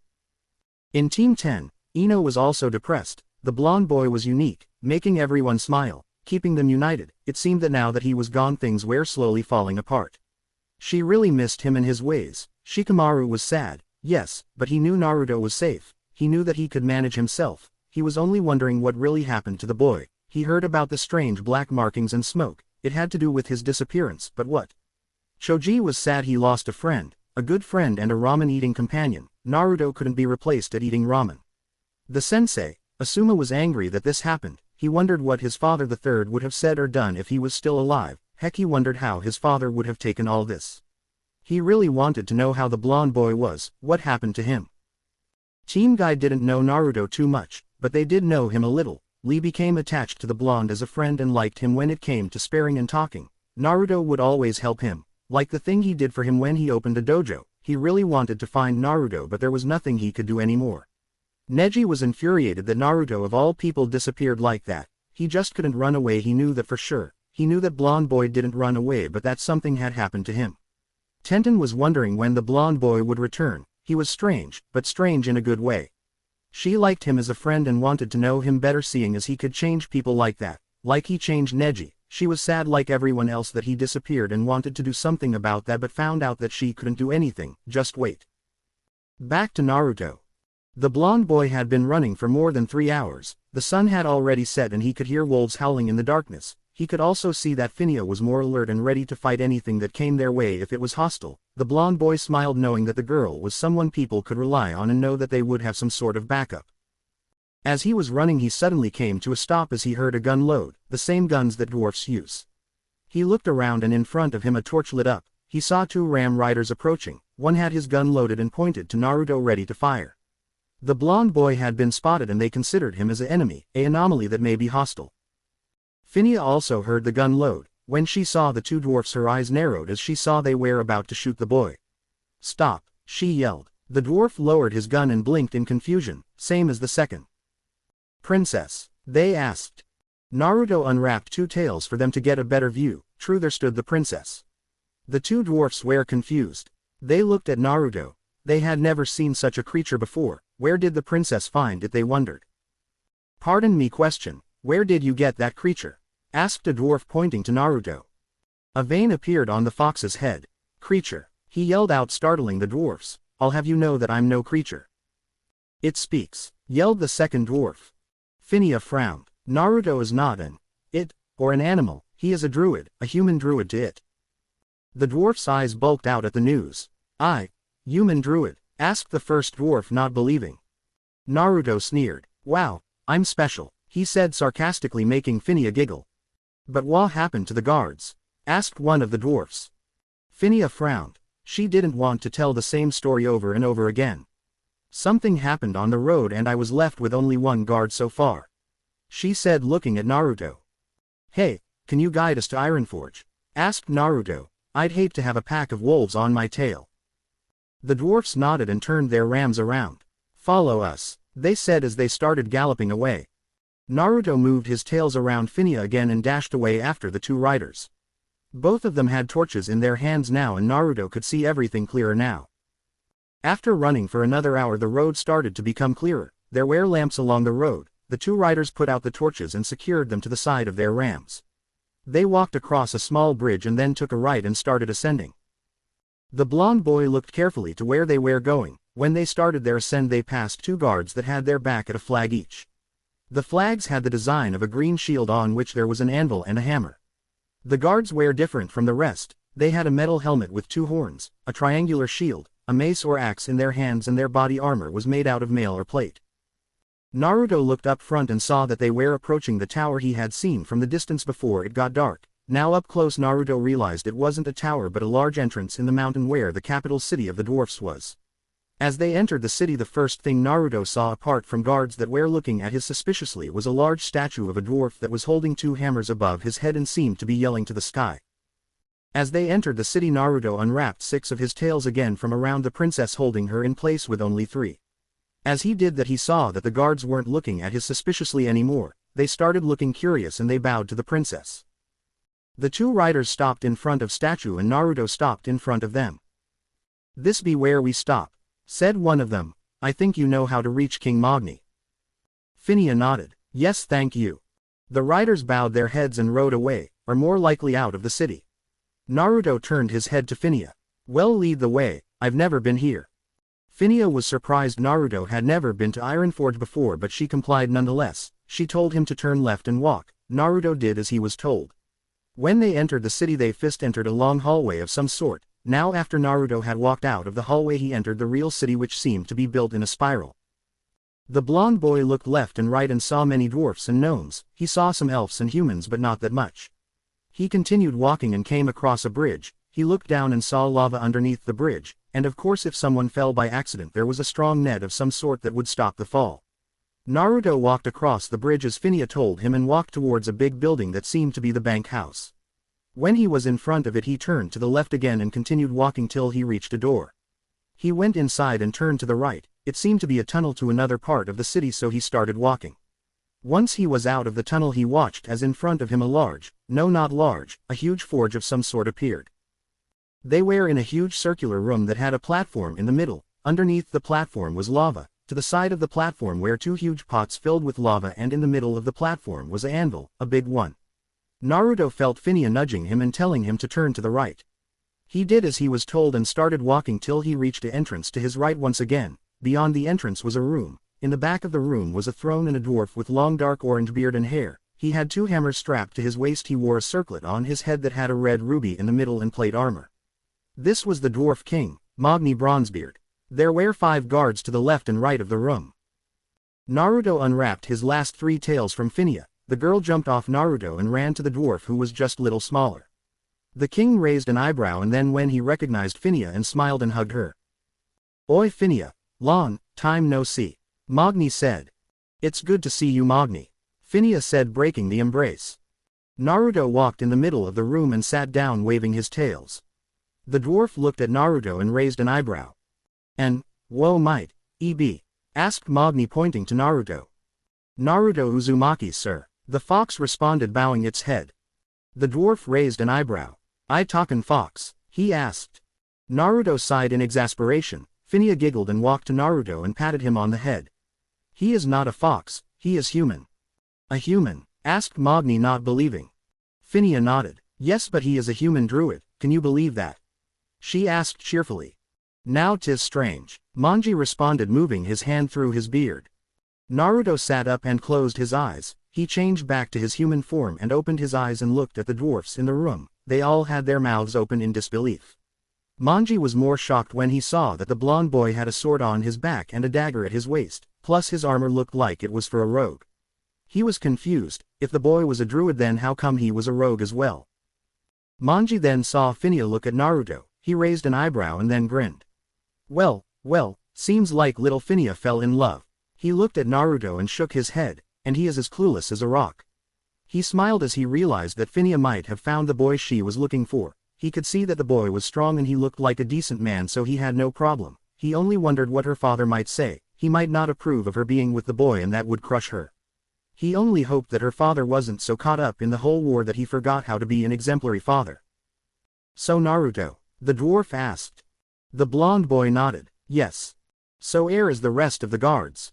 Asked Manji, looking at Phineas. The girl looked down sad. He is the last one, I think. We were attacked by orcs in wetlands and we haven't seen them since yesterday. She responded.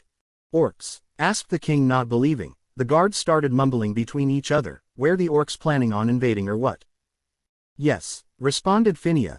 Naruto's companion, a night elf, told him to take me and run away. And I ran. We took cover in a cave in Dun Algas, and in the morning we continued our journey till we reach Ironforge. Naruto responded. The king sat down on the throne and frowned. I will send EY party to find the guards. He looked at the two and saw that they were both tired. In the meantime, he said, getting up. Follow me. Naruto and Phineas followed the king as he left the throne room. They walked through the city till they reached the residential area. Magni led them to his house. It was big enough to accommodate them all. So tell me, how your father is? Said Magni to Phineas. We haven't heard from him in a long time. I don't know anything about father. I haven't received a letter from him for 2 months. Responded the girl. Do you think something is wrong? Magni shrugged. Nay idea, we not receive word from Stormwind in days. Something might be up, said Naruto, thinking. Razor was defiantly right, there has to be something wrong. Maybe, or 'tis maybe because, EY Dawn, want to talk. Said Magni with a shrug. As they reached his house he walked inside followed by the two. He led them through a lot of hallways and rooms till they finally reached the dormitory. This is yours, said the king, opening a door for Phineas. The room was big, fit for a king. Magni always kept the room clean. It was the same room where Phineas slept when she was little and came to visit Ironforge and him. And 'tis is yours, said Magni, opening a door next to Phineas' room. It wasn't as big as the first, but it was bigger than the room Naruto used to sleep when he was in Konoha, and the bed was bigger. Seems appropriate since you are guard. If she has problems you were close to Naruto bowed. Thank you, he said. Magni nodded. You two sleep now. You might avenue a lot in the morning. And with that he left. Well, I'll go and get some rest, said Naruto. He turned around and saw Phineas looking at him again with the same look as Sylvania was giving Zagark. He stood there watching her. Phineas smiled at Naruto. Okay, sleep well, Naruto, she said, giving him a wink and walking in her room, closing the door. Naruto blinked. He felt his cheeks go red. Why did she blink at him, he wondered. He started feeling his heart beat faster, like when he first saw Sakura, like when he always saw her. But he couldn't be in love with Phineas, could he? He was in love with Sakura after all. The blonde boy shook his head and went into his room and closed the door. He put his sword on the table and the dagger next to it. He didn't bother undressing. He jumped onto the bed and closed his eyes, trying to figure out what was he feeling. Why was he feeling so strange? Phineas fell asleep with a smile on her face. Despite all they had passed through, she felt happy and secure near the blonde. She loved him. There was no doubt about that. She only hoped that the blonde boy would love her back soon. That night she dreamed about him, her smile was ever present of her face during the night. The next day came fast. Naruto woke up from his slumber even though he didn't want to. As Naruto got off the bed he walked to the table on which he set his weapons and strapped the dagger back to his waist and placed the sword on his back. The blonde boy walked to the door and opened it. He stepped out of the room and closed the door behind him. He glanced in the mirror that was near his door and moved the mask back on his face. He gave himself a nod and started walking down the hallway. He didn't check to see if Phinia was awake or anything like that. They were somewhere safe. He knew that nothing bad could happen here, or at least he hoped. As Naruto was walking down the house's hallway he suddenly came to the kitchen. Curious as to who could be inside he opened the door and walked inside. The kitchen was rather big. There was everything that a kitchen needs. The blonde boy saw some male and female dwarfs cooking. "Ey boy," said a dwarf. The blonde boy turned to look at him. "Yes.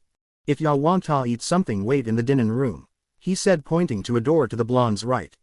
Naruto shrugged and walked towards the door. A quick snack couldn't hurt. The blonde boy opened the door and walked into the dining room. This room was bigger than the kitchen, and there was a table in the middle of the room that could accommodate more than 50 people. There were statues around the wall and a large number of paintings about everything, things like animals, mythical creatures, and nature and so on. As the blonde boy looked at the table he saw Phinia at one end eating some eggs and drinking tea. The blonde boy walked to the table and took a seat next to Phinia. The girl was at the end of the table so Naruto was seated to her left. The girl smiled and greeted him. "Good morning Naruto," she said happily. Responded the blonde looking at a painting that got his attention. The girl looked at Naruto and traced his eyes. Her eyes rested on the painting at which the blonde was looking. She gave a sad smile and turned back to her eggs. A few minutes later a dwarf came in with bread, eggs, saucers, a bowl with ramen, due to the fact that Phinia had told them what the boy enjoys to eat. Naruto thanked the dwarf and started eating from the bowl of ramen. He looked at another painting and it got his attention more. The painting showed a red dragon curled up in the middle of a field. His eyes were resting on a human with black armor and gray hair who wielded a strange sword that had strange markings on the blade. The blade had a hilt with the head of a skeleton of some sort. The painting showed the blade radiating a strange light blue color, almost icy. Naruto looked carefully at the painting. Even Kyuubi started inspecting it. Then something clicked in the boy's head. He had seen that man before, but where? He wondered. He glanced back at the previous painting that resembled a huge city surrounded by white walls. On the road towards the city was the same black armored man from the painting with the dragon. He had the same sword strapped to his back. But the only difference from the other one was that he was accompanied by 5 cloaked men and the men were all on black horses. "Tell me," said Naruto gaining Phinia's attention, "what city is that?" The blonde asked pointing to the first painting. Phinia looked sad at the painting. "That is the old human capital, Lordaeron, now the undead capital city." Naruto nodded. "And that black man?" the blonde asked. "The one with the light blue glowing sword." "That was Prince Arthas. He betrayed us and became an undead, now a lich." Phinia responded looking at her food. The blonde boy nodded and continued eating while looking at the painting with the dragon. He didn't know why but that dragon's eyes just seemed to call him, to tell him to find the said dragon. The two ate their meal in silence. Naruto didn't bother asking any more questions as he didn't want to make the girl sadder. It seemed that each painting was a memory about Azeroth's past. Once they were done with their food the blonde boy stood up and thanked for the meal. Phinia also stood up and thanked the dwarfs and left the room following Naruto. The blonde boy was walking through the house with no aim. His mind was empty and he didn't want to think about anything. Without even knowing he somehow entered the living room. The blonde boy walked to a chair and sat down looking at the floor. Phinia took a seat in front of Naruto and looked at him. The blonde boy looked troubled. No, he looked empty, like there was something missing or like he didn't know what to do anymore. The blonde boy let out a sigh. "You all right?" asked Phinia. Naruto raised his head and saw the girl in front of him. He wondered how come he didn't sense her or better yet, when did he enter the living room and sat down. "Yeah, just thinking," said Naruto. Phinia nodded and leaned in the chair. "So, she said uncertain looking around, "you want to talk about something?" she asked hopefully. The blonde boy shrugged. "Sure, I guess. Well, I told you about me but I don't know much about you," the girl said looking at the blonde. Naruto leaned in his chair and looked at the ceiling. "Not much to say about me. I am an orphan, hated by everyone, started fighting since the age of 12, saw many people die and even killed people." Why do people hate you? Asked Phinia. She was very sad when she heard that the blonde was an orphan. Naruto stayed in silence. He didn't know what to say. He had already told her a lie about his special abilities. What else could he tell her? Don't know for sure. He lied. But you said they hate you about your abilities. What else? Phinia asked. The blonde shrugged. People fear what they don't know. He responded. Then, said Phinia, why are you an orphan? She asked, changing the subject. My parents died when my village was attacked by a demon. He responded, closing his eyes. The girl gasped. A demon had attacked his village and killed his parents, which was as bad as the plague spreading through the countryside and infecting everyone. I'm sorry to hear that, she said. Naruto nodded absent-mindedly. Don't worry about it. The blonde boy stood up. Where are you going? Asked Phinia. Going to explore the city. Want to come? He asked, looking at her. Phinia shook her head. Sorry, but Magni wants to talk to me, she said sadly. Naruto nodded. Well, I will see you a little later, all right? He asked, smiling. Phinia gave him her own smile and nodded. She walked up to the blonde and removed his mask. She kissed his cheek and winked at him. She walked out the room, leaving the blonde alone in the living room, blushing madly. Naruto put his mask back on his face and walked out the door. His mind drifted to surprisingly Phinia. He started playing back in his mind everything about her and how she acted when they were alone. Somehow her acting reminded him about something. It told him about something. The blonde boy raised his head and saw that he was outside the house. He shook his head, thinking that he should look where he is walking so he won't fall into something that would turn too troublesome. He shook his head as he realized that he just said something that Shikamaru would say and started walking through the capital of the dwarfs. His mind raced back to the girl once again, the way she looked at him, the way she acted, everything. As Naruto was walking, he suddenly came to a halt. He had just realized why the girl was acting like that. He slapped his forehead. He was an idiot for not realizing it before. The way she looked, her eyes held only love, pure love and nothing more. The way she acted, her body movements clearly indicated that she loved him, the fact that she kissed him and tried on other occasions to kiss him. Yep, he was an idiot for not realizing it sooner. The blonde boy sighed once again as he just realized that the love she carries for him might never turn mutual. He loved Sakura, or at least he still thought, but one thing was sure, she would have to learn about his real identity, who he really is, and that would mean telling her about Kyuubi. He knew that she would reject him after that and be afraid of him. He felt his heart stop when he realized that maybe Sakura would also reject him because of Kyuubi. He now accepted the fact that the girl loved him, but he knew that she wouldn't love him anymore when she hears about the fox. In the meantime, Kyuubi was banging his head to the bars of the cage because of the boy. He had just heard what he thought. He was proud when his jailer realized the girl's love for him, but then he started getting angrier and angrier at what the blonde thought. He was still dumb. He didn't realize yet what kind of love the girl held for him. The blonde was hopeless, positively hopeless. But Kyuubi would fix everything. This time he would do something good for the kid, seeing as in the past he didn't quite do much good. Naruto continued his walk through Ironforge, looking through shops and bars. There wasn't much to see. This place was interesting in a way, but at the same time it was a little boring. As Naruto reached the center of the city, he walked on the platform where the big anvil was. There were dwarfs working on the platform, crafting armors and weapons. The blonde boy looked to see what they did. He was quite fascinated. Hey Naruto, he suddenly heard. The blonde boy turned around and to his surprise he saw the druid standing there smiling. Zagark? Asked Naruto, uncertain. The druid looked at himself and then back at the blonde. Yep, it's me, he said, grinning. The blonde boy yelled in happiness and ran towards the druid. He grabbed the elf in a tight hug and started asking numerous questions as to what happened, where had he been and things like that. The druid knew why the boy acted like this. Naruto had told him about his life in Konoha and he knew the blonde was scared to lose someone. He laughed reassuringly to the boy and pulled him up slowly. Zagark kneed to the blonde's level and looked at him in the eyes. Could you slow down a little? He asked, grinning. You are asking too many questions, he said. Naruto nodded happily. So, he said, where have you been? He asked. Wetlands, Loch Moden, and now Ironforge. The druid responded. Okay, said Naruto with a sweat drop. Then what happened? Well, after you left with the princess we continued fighting. Their numbers decreased as most of them started chasing you. Responded the druid. We fought as much as we could and then defeated them half an hour after you left or so. But if you defeated them so fast, why didn't you come with the guards to look for us? Asked the blonde. Well, after we defeated our enemies we hid to nurse our wounds, we also lost a great deal of guards. We are only 10 now, if you count their captain as well. Responded the druid. But how long did you stay to nurse your wounds? Asked the blonde. Not that I'm implying that you.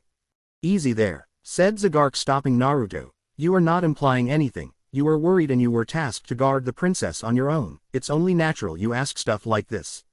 Said the druid. Naruto nodded and relaxed, the druid smiled and continued. Now, as I was saying, we stopped to nurse our wounds, we stayed hidden one night and half of the next say so the orc army would lose our trail. Did they return for you? Asked Naruto, worried.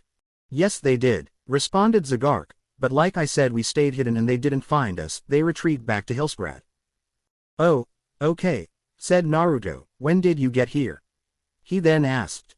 Well, we started our trip to Ironforge when we were sure the enemy was gone, we started running to be more exact, but that didn't prove to be such a good idea seeing as we were still too tired to run all of a sudden. Responded the druid. And you stopped and made camp again? The blonde asked. No, came the response, we didn't, we just slowed our pace. Why is that? Asked Naruto. Well, one thing, I didn't want to leave you alone with such a task, not that I don't think you aren't capable of finishing the task, it's more like I don't want you to get lost because you don't know this realm. Explained the druid. True, said Naruto, but then again Kyuubi could have helped me if I got lost and besides Phinia guided me. Well, that solves my problem, said the druid with a smile. Now the second thing was that the captain of the guards wanted to catch up with you. Why is that? Asked Naruto, raising an eyebrow. Zagark frowned. He thought that you will take advantage of her since you are her only guard. What? Yelled the blonde, outraged. I would never do such a thing, he said, turning red, of anger. Yes, I know, responded the druid, raising and dropping his hands to calm the blonde boy down, but he is the one responsible for her safety, if she dies he is executed or something like that. Oh, said Naruto, scratching the back of his head sheepishly, sorry, I didn't know. He said. It's all right, responded the druid with a smile. Tell me, do you still have those stones I gave you? He asked. Naruto nodded and put his hand in one of his pockets. He took out 2 stones and showed them to Zagark. The druid nodded. Hold on to them. Okay, said the blonde, pocketing the stones. He looked up and saw that the druid was walking away. Hey, where are you going? He asked. The druid stopped and tilted his head towards Naruto.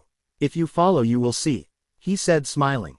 The druid started walking away once again. The blonde boy follows. He knew the druid wasn't a bad person that would stab you in the back like other. So Naruto followed the druid as he was walking towards the anvil in the middle of the platform.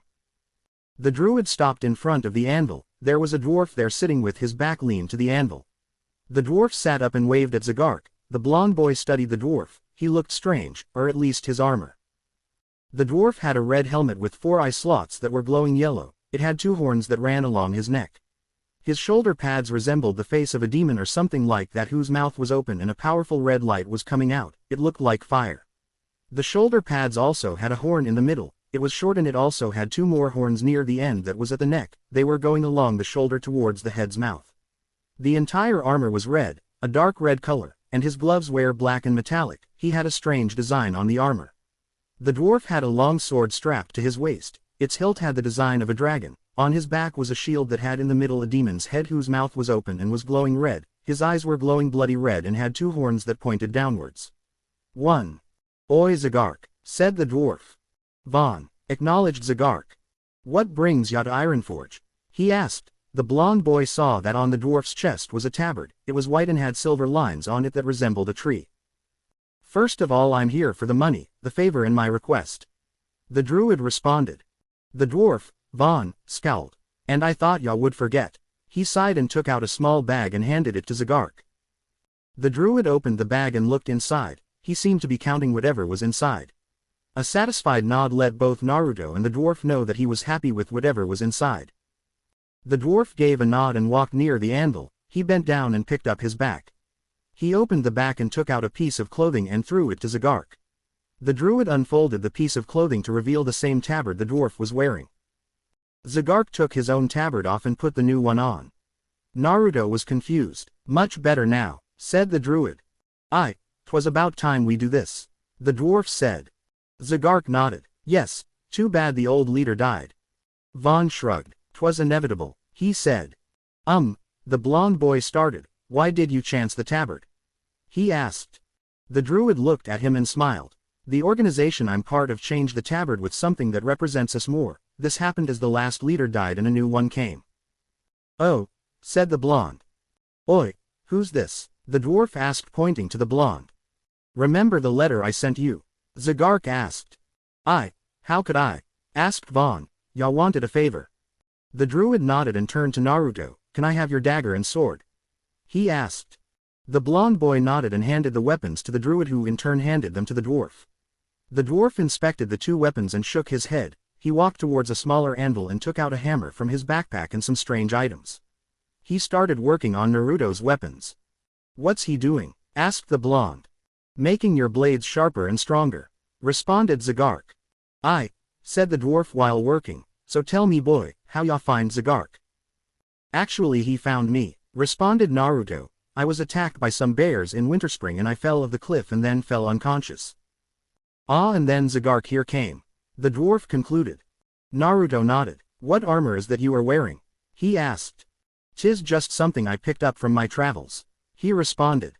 "More likely in your travels with me and the organization," the druid said. Don, say more," Vaughn responded.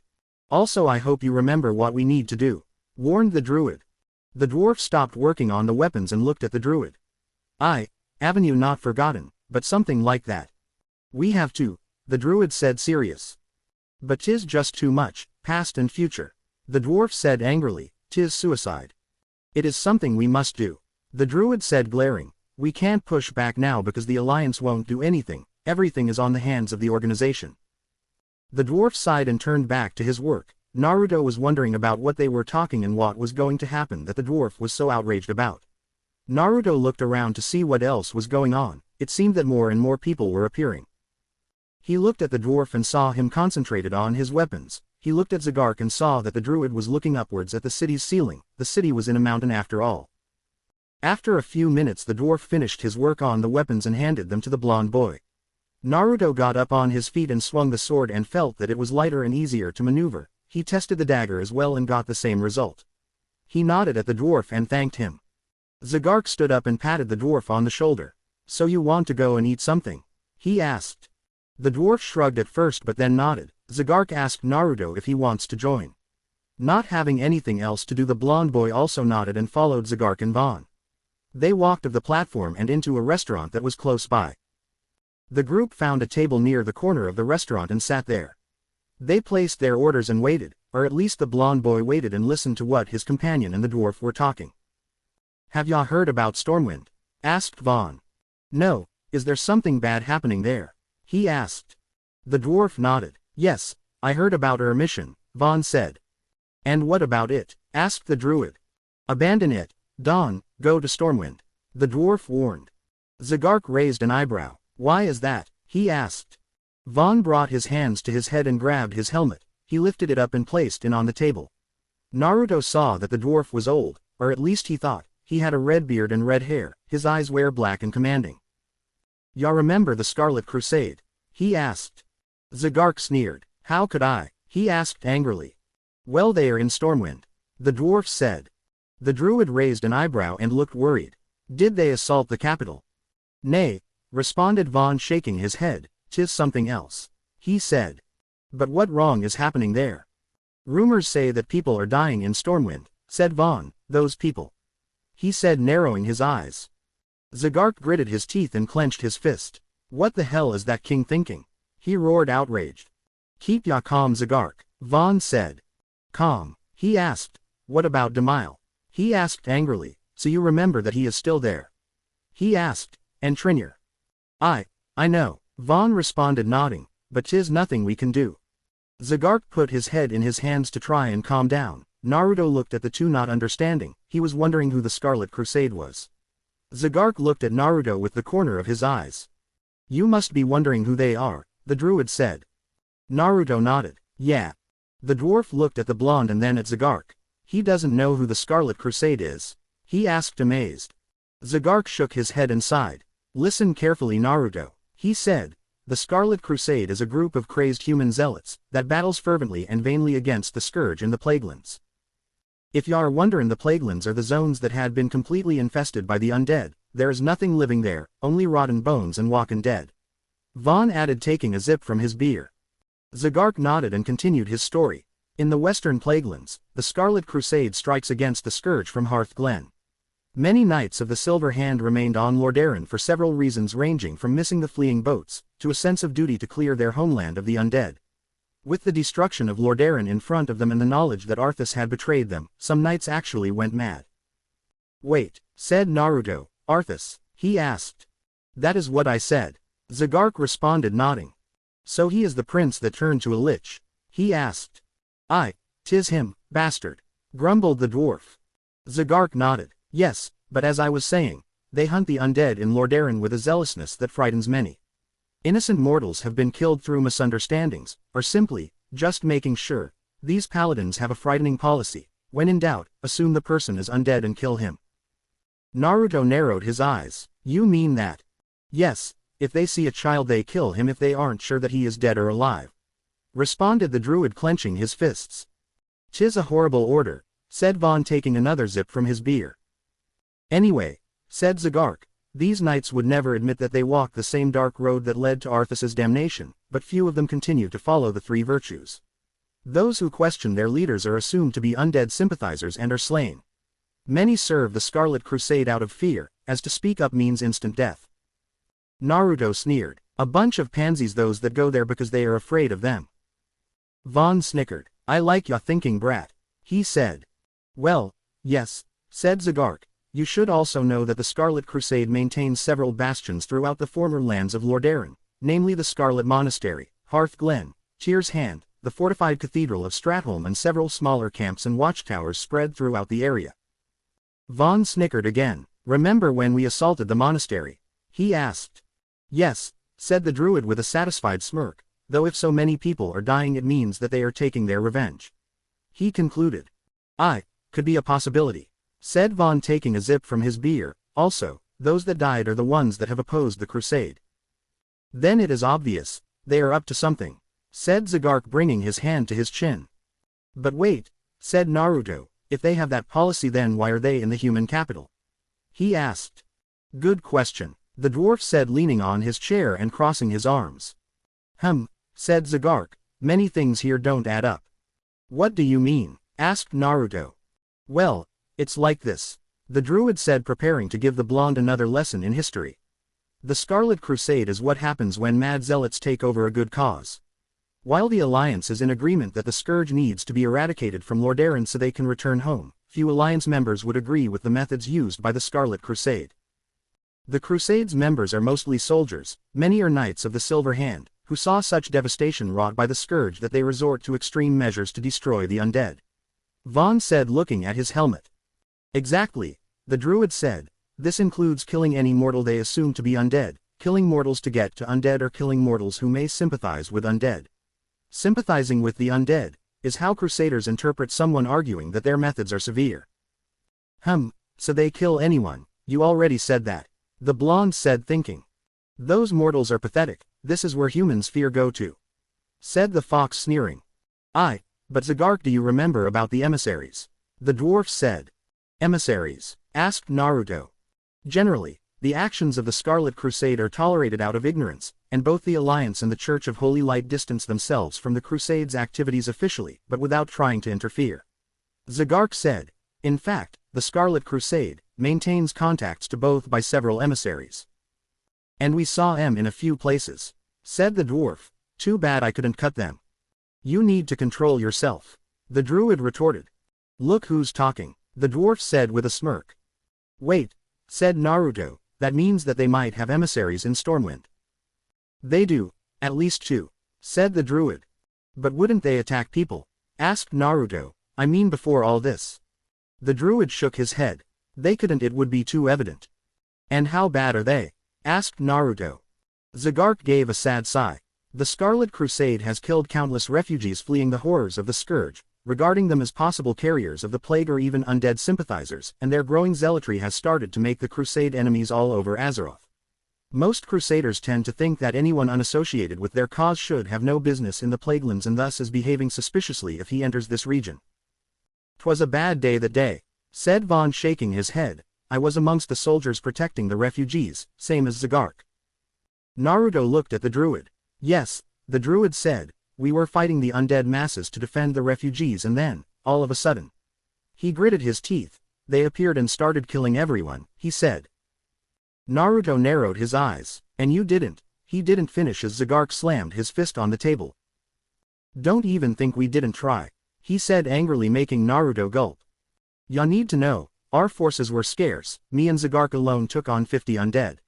The dwarf said. "It was the darkest day, we were only 20 brave fighters, half fought the undead to buy time, half fought the crusade to try and save the refugees," said the druid. There was long silence after that. Vaughn was looking at his drink, his eyes held sadness. Zagark was looking at his fist, his eyes also holding sadness. Naruto was wondering what had happened in that fight. Zagark suddenly opened his mouth. 20 fought, he said. 6 survived, said the dwarf. 2 died later because of the grave wounds, the druid said again. Only 4 survived that day, Vaughn said. And more than 100 refugees were massacred by the crusade. The druid finished. Naruto lowered his head. "Sorry," he said, "I didn't know." Zagark nodded. "It's all right." "Ya know," said the dwarf. "Did ya hear the other rumor?" he asked. Zagark raised his head to look at the dwarf. "What rumor?" he asked. "There are those that claim that the Scarlet Crusade now has a more sinister purpose, that it is being used for darker reasons than the honorable." The dwarf sneered and corrected himself, misguided cause of clearing the Plaguelands from the taint of the scourge. The druid stayed silent to absorb the information. He then narrowed his eyes.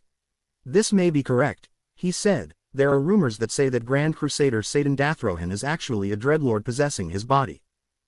"How do ya know that?" asked the dwarf. "The Argent of Dawn talks about it," responded Zagark. "Who is the Argent of Dawn?" asked Naruto. "The Argent Dawn is a neutral and good organization focused on protecting Azeroth from the threats that seek to destroy it, such as the Burning Legion and the Scourge," said Zagark. "So they are like the Scarlet Crusade?" asked Naruto.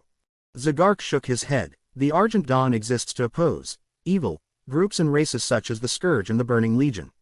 The Argent Dawn is a recently formed organization, or at least they didn't make it obvious to the public until a few years ago. They seem to have a hand in helping out all over the globe, and as such they've picked up quite a few friends and enemies alike." "And who are the members?" asked the blonde. "Many members of the Argent of Dawn are also Knights of the Silver Hand, or former knights, and they hold a few former, and current, members of the Kirin Tor in their ranks as well. The Magi work well together with these undead slayers, since Dalaran was hit by the Scourge and many of the Kirin Tor want to strike back," explained Zagark. "But aren't those from the Silver Hand evil?" asked Naruto. "Those that have left the crusade have left it because they realized what they were doing wasn't the true way to fight the plague. They also sensed some threat from within from what they told us," said Zagark. "Why did they tell you this?" asked Naruto. "'Cause we fought for them," explained Vaughn. "We helped the Argent of Dawn, more than once." The druid nodded. "Also, the Argent of Dawn has its fair share of enemies, not the least of which are little things like the Burning Legion and the Scourge. The Twilight's Hammer, servants of the old gods, also have the Argent Dawn on their hit list. Finally, most members of the Scarlet Crusade don't play well with the Argent Dawn either, if only because they operate on the same turf, and the Scarlets think all non-Scarlets are evil. So these guys are the good guys against the undead," said Naruto. "In a way, yes," the druid said. "Then who are you?" the blonde asked. "What ya mean, boy?" Vaughn asked, not understanding. "You said you were an organization, what is your purpose?" he asked. The druid smiled. "We are an organization formed from heroes from all across Azeroth, or at least heroes of the Alliance, since the Horde don't want interaction with the Alliance. Our organization fights against the Burning Legion and the Scourge," explained the dwarf. "We also take missions from the Alliance and help them as we can, and plunder the Scarlet," finished the druid with a snicker. "Why would you plunder the Scarlet?" asked Naruto. "Obviously to repay them for what they did," the druid said, crossing his arms. Naruto was about to talk again when their food arrived. The blonde boy thanked for his food and started eating in silence. They all remained silent for the time. As the blonde boy was eating, he suddenly felt someone watching him. Turning around, the blonde boy narrowed his eyes as he saw a strange person in the middle of the restaurant. Said person had a strange helmet with two large horns going to the side. The helmet somehow resembled the head of a creature. The person had a red robe with many markings on it. His shoulder pads resembled dragon scales and on his back were a pair of wings, large red wings. 2. Naruto looked carefully and saw that the person was an undead. He could see his bones and the rotting flesh on him. The undead walked slowly towards Naruto. As he was walking, everything behind and to his side started to go ablaze. The blonde boy turned to the druid and the dwarf to see if they noticed the newcomer. To his surprise, the two were still eating like they didn't sense anything. Naruto turned around again and his eyes widened. The undead wasn't there anymore. It's like he never entered the restaurant. Everything was in the same state when he first entered the place. Naruto? Asked Zagark. The blonde boy turned to look at the druid. His face was white as a sheet. The dwarf, seeing this, raised an eyebrow. "Ya alright, boy?" asked the dwarf. Naruto shook his head and put his hands on his head. "Didn't you see it?" he asked. "See what?" the druid asked. "The undead. There was an undead here," the boy said. The dwarf was confused. "There's no way an undead could enter Ironforge unseen." "That is true," said Zagark, nodding. "Maybe you were stressed." Naruto nodded and calmed down. He picked up his spoon and started eating again, trying to forget what he had seen. After finishing their meal, the group started talking again. Naruto didn't find much about the dwarf. All that Naruto found out about Vaughn was his name and the fact that he was a warrior that travels around Azeroth, or at least traveled. Ever since the Dark Portal opened in the Badlands, he had entered Outland and started helping the Alliance in fighting the Burning Legion. He found out that the dwarf was a good friend of the druids, that they had done a lot of quests for the Alliance in the past together and fought side by side a long time. Other than that, he didn't find out much. One thing was sure, they had stayed in the restaurant all day talking, so when the time to leave finally came, they left the restaurant. Before they could depart, the dwarf gave another warning to Zagark to stay clear from Stormwind, but the druid just shook the warning of saying that he has a new mission now. With that last warning, the dwarf took out a strange stone which started glowing green, and after a few seconds the dwarf vanished.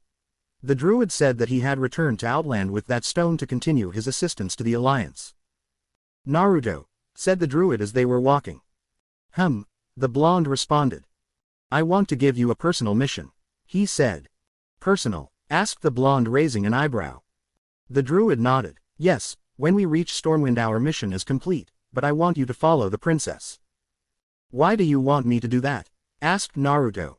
"If the crusade really is there, that means that they might also target the princess." "Why is everyone targeting Phinia?" asked Naruto, annoyed. "She is already scared enough." "It's like this. Her father will soon step down. At the age of 18 she takes the throne with the person she marries," explained Zagark. Naruto thought for a second and then realized. "So if someone kills her, the king won't have who to put on the throne?" he asked. "Not entirely," said Zagark. "He would be forced to put on the throne someone from the noble houses. But that means that it could be someone that doesn't want the good of the Alliance. Maybe he isn't who he portrays himself to be," the druid said. "I understand," the blonde said, "but how will I keep watch on her?" he asked. "Use your fox form," the druid said. "Also, while you will keep watch on her, I will search for my friends. We won't stay more than a day in Stormwind." "But how will I make sure she is safe if we leave after a day?" asked the blonde. "By making sure that everything is safe in the palace," answered the druid. "Oh," said Naruto and then nodded. After walking a little more, Zagark shifted in his panther and dashed away. The blonde boy walked to the house he was currently staying at. As he walked inside, he was greeted by both Phinia and King Magni. The king smiled at the blonde boy. "Hello, Naruto." Naruto nodded. "Hello," he said. "We have good news," said Phinia. The guards made it back safe, or at least some of them, and so did Zagark," she said. "Yeah, I know, I met up with him," responded the blonde boy. "That is good," the girl said. "Also, I talked to the captain and tomorrow morning we are leaving to Stormwind. I finally get to see father again," she said happily. Naruto gave her a smile, but inside he was scared. He was scared for her. He didn't want her to die. He wanted to tell her that they shouldn't go to Stormwind, that they should run and wait till the Crusade's plot is uncovered. But he couldn't. He had a mission to stick to and he had to make sure everything was alight. The blonde boy was suddenly shaken out of his thoughts as the girl in her happiness grabbed him and hugged him tight. Magni chuckled and left to give them some privacy. Naruto, who now knew that Phinia loved him, returned the embrace. When he felt that she was no longer holding him because of the happy news and started holding him lovingly, the blonde boy didn't realize why, but he returned the hug lovingly as well. Phinia was more than happy now. First she finds out that she will go home soon and see her father, and now when she embraced the boy, he embraced her back and he was also hugging her lovingly. She thought that he loves her as well, that he finally understood her message. Phinia raised her head and looked at the blonde boy in the eyes while hugging him. She moved a hand to his face and pulled down his mask and looked at him. She started tracing his whisker-like marks with a finger lovingly. Naruto didn't know what he was doing anymore. First when he was hugging her he felt good, like he wanted to continue hugging her. Now when she removed his mask and started tracing his whiskers, he didn't know why he was still standing there. He felt his heart go faster and faster and that he wanted to kiss her. Phinia placed her hand on the blonde's cheek and looked at him. The blonde boy gave her a soft smile which she returned. She moved her head closer to him and slowly closed her eyes. She wanted to kiss him. She loved him so much, she couldn't get enough of him. She just wanted to kiss him and for this moment to last forever. Naruto saw her closing in on him. He saw that she wanted to kiss him. Before her lips could touch his, he placed a finger on them, stopping her. She opened her eyes and looked at him. Naruto felt his heart sink as he saw the look of pure sadness and rejection in her eyes. "I'm sorry," he said as he looked at the ground. He broke the embrace and walked towards his room. Phinia was crushed. The boy she loves with all her heart reject her. This had never happened. Boys always ran for her, but it was only for power and not love, for her body and her power, nothing more. She finally finds someone to love and he rejects her. She felt her heart sink and crush to a million pieces. She does the only thing a heartbroken girl could do, sob. He could hear the silent sobs that the girl was letting out. He didn't know why, but he felt more and more horrible for what he did. As soon as he entered his room he closed the door, placed his weapons on the table and sunk in his bed. Before he could do anything else, or even think about what just happened, he was forcibly pushed inside his mindscape. Mindscape. Naruto landed right in front of Kyuubi's cage with a loud thud. He sat up rubbing his butt and looked at the fox. The fox was glaring at him, letting out killer intent. He wondered why Kyuubi was acting like this. He got his answer. "Fool," roared the fox. "What was that?" he questioned. "What do you mean?" asked Naruto, not understanding. "That she was about to kiss you, to show you her affection for you, and you reject her like that," he asked angrily. "What do you care?" asked the blonde boy. "Did you see the look in her eyes?" the fox asked.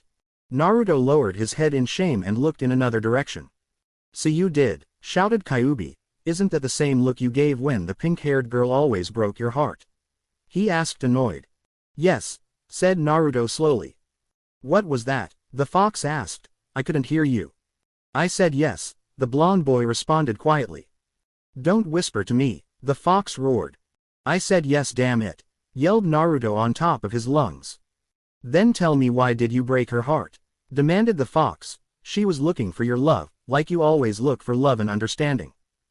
Naruto lowered his head in shame again. "I don't know," he said. "I mean, she is a princess, I can't just." Kyuubi started laughing, stopping the boy talking. "You are a fool. She can pick who she marries if that is what you are worried about." "But what if her father already picked someone for her?" asked Naruto. "Arranged marriage," the fox asked. "PFF, she can change that. It is the one good thing about your mortal's love." "But, you," said Naruto. "What about me and you?" the fox asked, narrowing his eyes. "If I tell her my true story, she will reject me. She will reject me when I tell her about you," the blonde boy said angrily. "No reason to be angry at me," roared Kyuubi. "And besides, you should know about how she was looking at you. That is pure love. She would never abandon you because of me," yelled the fox, outraged. "You don't know that for sure," yelled back Naruto. "I don't want to be shunned again. I don't want my heart to be broken again." "And because of that you break hers?" the fox asked, making Naruto sulk back and bow his head in shame. "I didn't want it to happen like that," he said sadly. "Well, you did," sneered Kyuubi. "I swear you are as blind as a bat. Think about it this way. Someone truly loves you here and wants to be with you. Back in Konoha the odds are almost equal to nothing," he roared. But in truth he knew that there was someone in Konoha that loves him. He didn't want to tell Naruto as he realized something. In this world the blonde would be happier with this girl than back in Konoha. He was trying to do what was best for him, but at the same time to repair his mistake to the broken girl's heart. "But what about my life, Spam?" he asked, shaking in fury, or was it that he was holding back tears? What about it? The fox asked, gentler this time. Because of you I will live longer than she will, said Naruto. She will die before me, and after that I will be alone again. That doesn't mean that the same thing won't happen in Konoha. The fox countered. There could be a jutsu in Konoha to raise the lifespan of someone, said Naruto. There could be a mystical spell here that could do that, retorted Kyuubi. Ba-chan might know something, yelled Naruto on top of his lounges. There might be an ancient spirit here that will surely increase her lifespan, roared Kyuubi. In fact, he knew there was one, and he could feel the spirit, ancient and powerful. What if Phinia doesn't want to live longer? The blonde asked. What if the girl in Konoha doesn't want to? Asked Kyuubi. You don't know anything, yelled Naruto. You don't know, spat back Kyuubi. You have higher chances to live happy with this girl than any other. How would you know that, Tem? Yelled Naruto. Because I've seen it before, yelled the fox, making Naruto look at him. I saw what this true love as you humans call it does. She would never shun you, she would surely want to be with you as much as possible. The fox said. Don't throw this away, he yelled. Naruto stood there in silence. He didn't know what to do anymore. He had done enough bad as it is. What else could do? He looked at the fox and then down. What was he thinking? He wondered. The fox was right in a lot of ways. What the fox said also made him realize that his love for Sakura might never be accomplished. He might never find love. But here he was. He had a girl in his arms, a girl that loves him, and he shuns her away. He did what he was afraid of happening to her, and he did it with no remorse, or at least it was at first. Naruto fell on his knees as he realized his mistake. He might have lost another person, and he might have lost someone he could love. Forget about the fact that she is a princess. Forget about the fact that her father might not allow this. They could manage it somehow. He just realized it, and he realized how stupid he was. It's too late now, said Naruto. What do you mean? Asked the fox. Maybe she hates me now, for what I did, he said quietly. Or maybe not, the fox said calmly. Do as I tell you, go and apologize, then tell her everything about you, and you shall see that she indeed loves you with all her heart. Kyuubi said warmly. She will not shun you, he said, and pushed Naruto out of his mindscape. Real world. Naruto opened his eyes and shot out of his bed. He looked around and realized that Kyuubi threw him out of the mindscape. He looked at the door and remembered what Kyuubi told him. Naruto took his weapons and put them in the right place and walked towards the door. He opened the door and stepped out. He walked to Phinia's room, which was next door, and leaned his head on the door. He could hear silent sobs from inside. The blonde boy now felt terrible. She loves him and he rejects her like that without giving her a chance. It was just evil from him. He would have to explain everything and see the result like Kyuubi had told him. He takes a deep breath and knocks at the door. Naruto waits and waits. No response comes. He knocks again and hears a muffled voice telling him to go away. He feels his heart sink more. He knocks again, the same result. She screams for him to leave. Just walk inside and do as I told you, said the fox with a sigh. Naruto nods and opens the door slowly and silently. He walks inside and closes the door behind him. He looks and sees Phinia on the bed with her face in her pillow crying. Naruto realizes the extent of his damage. He never made a girl cry, and now when seeing at what he did he felt horrible. I'm sorry, he said with a low voice, but was picked up by Phinia. The girl stops crying and looks at Naruto. What do you want? She asked. Naruto looked to the wall. I want to apologize for earlier, he said. There is nothing to apologize about, she said. Just go. Naruto looked at her with sad eyes. Please let me explain you my story, he said, grabbing the girl's attention. Maybe after that you will understand why I did that. Phinia looks at Naruto. He was going to tell her his story and who he was. His past and everything. She wipes her tears away and nods. Okay, she said, I will listen. Naruto looked at Phinia. He then looked towards a chair near the wall. May I? He asked, pointing to the chair. Phinia looked at the chair and then nodded. The blonde boy walked to the chair and sat down. He reached for his helmet and pulled it off, revealing his blonde hair and his face. He placed the piece of leather on the table near the chair. He did the same thing with his weapons, placing them on the table. When he was done with that, he let out a heavy sigh and looked at Phinia. The girl's eyes were still watery. He let his head drop and started talking. I wonder where I should start from, he said, to no one in particular. I guess the very beginning would be good. He looked at Phinia. He then turned his head and looked at the door. You should know that I am not from this world as a start. What do you mean you are not from this world? The girl asked, tensing. I mean I am not from here, but that doesn't mean that I am with the Burning Legion or the Scourge. He said, making the girl relax. Then where are you from? She asked.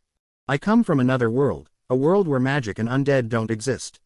The blonde responded, in my world we have fighters that are called ninjas. These ninjas are like your rogues, they are swift and never leave a trail behind them. Naruto paused and looked down at his feet. But at the same time we also have a sort of magic. He said. Sort of magic? Phinia asked curiously.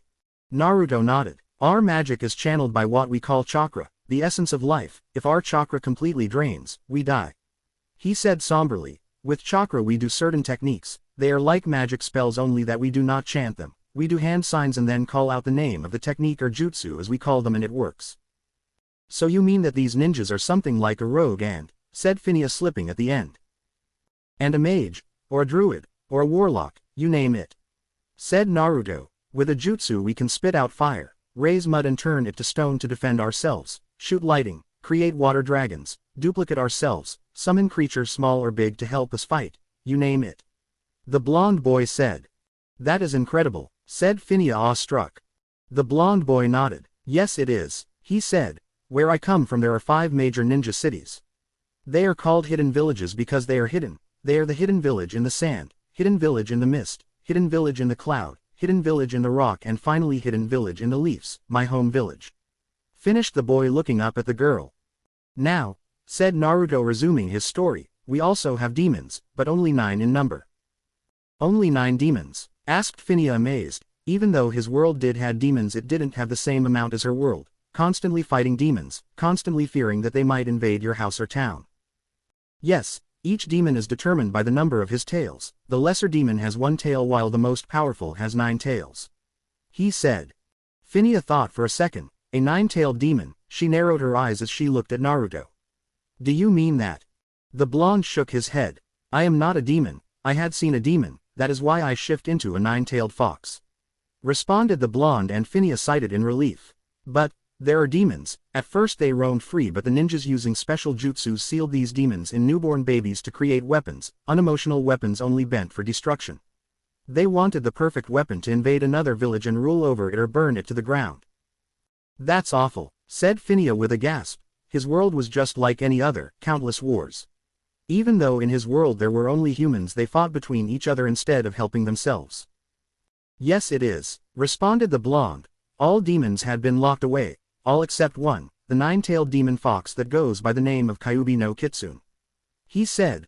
The fox still roamed free, till one day, he paused and shrunk in his chair. One day, the fox attacked my home village. Our ninjas tried to kill it but he wouldn't die. A mere mortal cannot kill a demon, he was too powerful so our village leader, the Hokage, came with a solution. He sacrificed his life to seal the demon in a newborn baby. That was the honorable thing, he sacrificed his life to save his village. Said the girl. Naruto nodded sadly. The 4th Hokage, Yondaime, died sealing the demon away. The 3rd Hokage who was still alive took his place back as the village leader. The village of Konoha, my home village was a really nice place. It was like its name says hidden in the leaves. It was surrounded by many trees thus giving it that name. He said. The village was big, it also had a mountain and on it were carved the faces of the Hokages, dead or alive, 4 in total. What happened to the baby? Asked Phinia. I will get to that, responded Naruto. Now on to my story. He said. I grew up with no parents, they died in the Kyuubi attack, to this day I still don't know who they are. Phinia looked sadly at Naruto and couldn't help but let a tear drop for him. I grew up till the age of 4 in an orphanage, hated, shunned, beaten, starved. He said with malice. Phinia gasped again. Why would they do that to you? She asked shocked. Naruto gritted his teeth but then relaxed, he ignored the question. I was fed once per day, or per week, depending on how generous the caretaker was. I had to feed myself from the garbage. At this point Phinia was shedding silent tears for his misfortune. At the age of 4 they kicked me out of the orphanage saying that I could take care of myself now. That is horrible, the girl said shocked. The humans in his world were viler than anything she had heard of. Yes it is, the 3rd Hokage found me, he was like a grandfather to me, and he gave me a home and money. I was happy that day, a bad day turned good. The next day I wanted to buy new clothes and get out of my rags. Unfortunately, I was kicked out of every store, then chased. If they would catch me they would beat me till the Hokage would come and save me with the Anbu, Anbu being the most elite ninja of a village taking the most dangerous missions. Explained Naruto. Why did they do that? Phineas asked angrily. Why would they beat you? You didn't do them any wrong, right? She asked. No, I didn't, but they still beat me, said Naruto sadly. Why? Demanded Phineas. Naruto pretended he didn't hear the question and continued his storytelling. The only thing I managed to buy was an orange jumpsuit that screamed, "Here I am, come kill me." I hated it, but unfortunately grew up loving it, said Naruto looking at his feet, never raising his eyes to meet the girl's eyes. Food? They only sold me rotten food, I was only skin and bones. Explained Naruto. The blonde boy stood up and walked to a window with his hands behind his back. Every day I was beaten by the villagers, every day they tried to assassinate me. I had entered the hospital more than 50 times, more than 100, every time with something broken and numerous cuts. The blonde boy sighed and looked in the mirror at his own reflection. He could see his past and he hated it. He hated every moment of his past. Despite all the beatings I grew up holding no grudge, he said. Why would? Tried Phineas to ask only to be stopped by Naruto, who continued talking. But the worst was on the day of 10th October, on my birthday. On that day Kyuubi was defeated, Yondaime died and the baby had the demon sealed in him. On that day I was beaten the worst, everyone would try and kill me with whatever they had, he spat out. Phineas lowered her head sadly and then realized, the day of his birthday was the day the fox was sealed away, which could only mean that. Are you saying that you have Kyuubi in you? She asked. I am a Jinchuriki, the blonde boy said sadly. Jinchuriki? Asked Phineas. A human sacrifice, spat out Naruto. I am the holder of the greatest demons. Yondaime said I should be seen as a hero, but instead of that they treated me like a demon spawn, like a horror from hell. He said as he started shaking and tears dropping from his eyes. They called me demon, demon brat, hell spawn, everything. Phineas, despite what she just learned about him, felt really sad and touched about his life. He didn't look like a demon, not one bit, and he was too generous to be a demon. His generosity and kind heart couldn't be a demon trick, it was too real. At the age of 12 I found out that I was his holder when one of my teachers tricked me into stealing an important scroll with forbidden jutsus. My other teacher, my father figure, Iruka, was almost killed on that day, but that was also the day I graduated the ninja academy and became a ninja. The blonde boy said, still shaking. Despite the fact that Iruka saved me, at first he hated me thinking I was Kyuubi, but he learned the difference in time, and he became close to me, my father figure. A ninja always works in groups of 4, beginning ninjas always have a sensei. Said Naruto walking back to his chair. My teammates were Uchiha Sasuke, whose eyes could copy any jutsu just by looking at the perform and seeing the hand signs he does. He could copy any moves, anything. He was the last of the clan as his brother massacred the rest of the clan. He bent his life on revenge. Naruto sat down on the chair and put his head in his hands.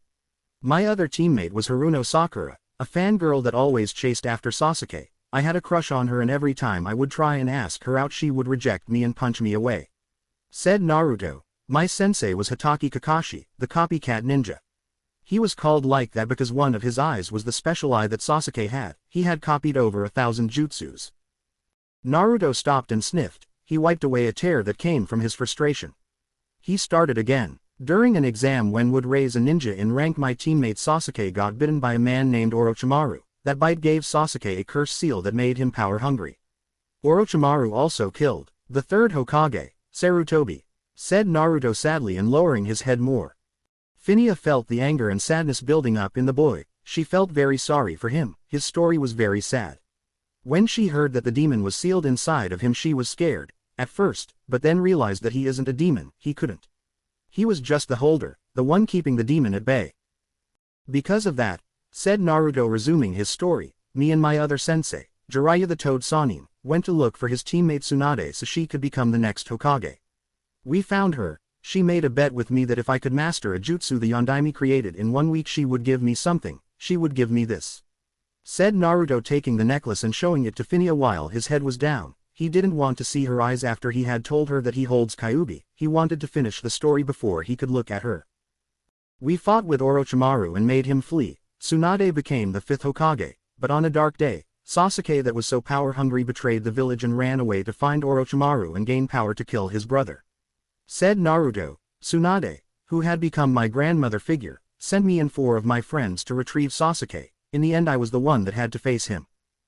You see, he didn't want to return, explained Naruto, so we had to fight. I lost the battle. Naruto brought his hand to his chest. Sasuke pierced my body, driving his hand through my chest a few inches away from my heart. He did that with a jutsu that creates lighting in his hand. Phinia gasped as she heard that the blonde boy had his chest pierced by lighting. That's awful, she said. He left me there to die, but I didn't, I was saved. Said Naruto, my sensei Jiraiya took me away from the village so I can train and bring back Sasuke, the blonde boy explained, but as we were returning after 2.5 years I was attacked by Sasuke's brother, who was part of an organization that wants the demons for who knows what. I don't know what Itachi, Sasuke's brother, did, but he sent me here, finished Naruto. The blonde boy looked up at her. This is my story, made as short as possible.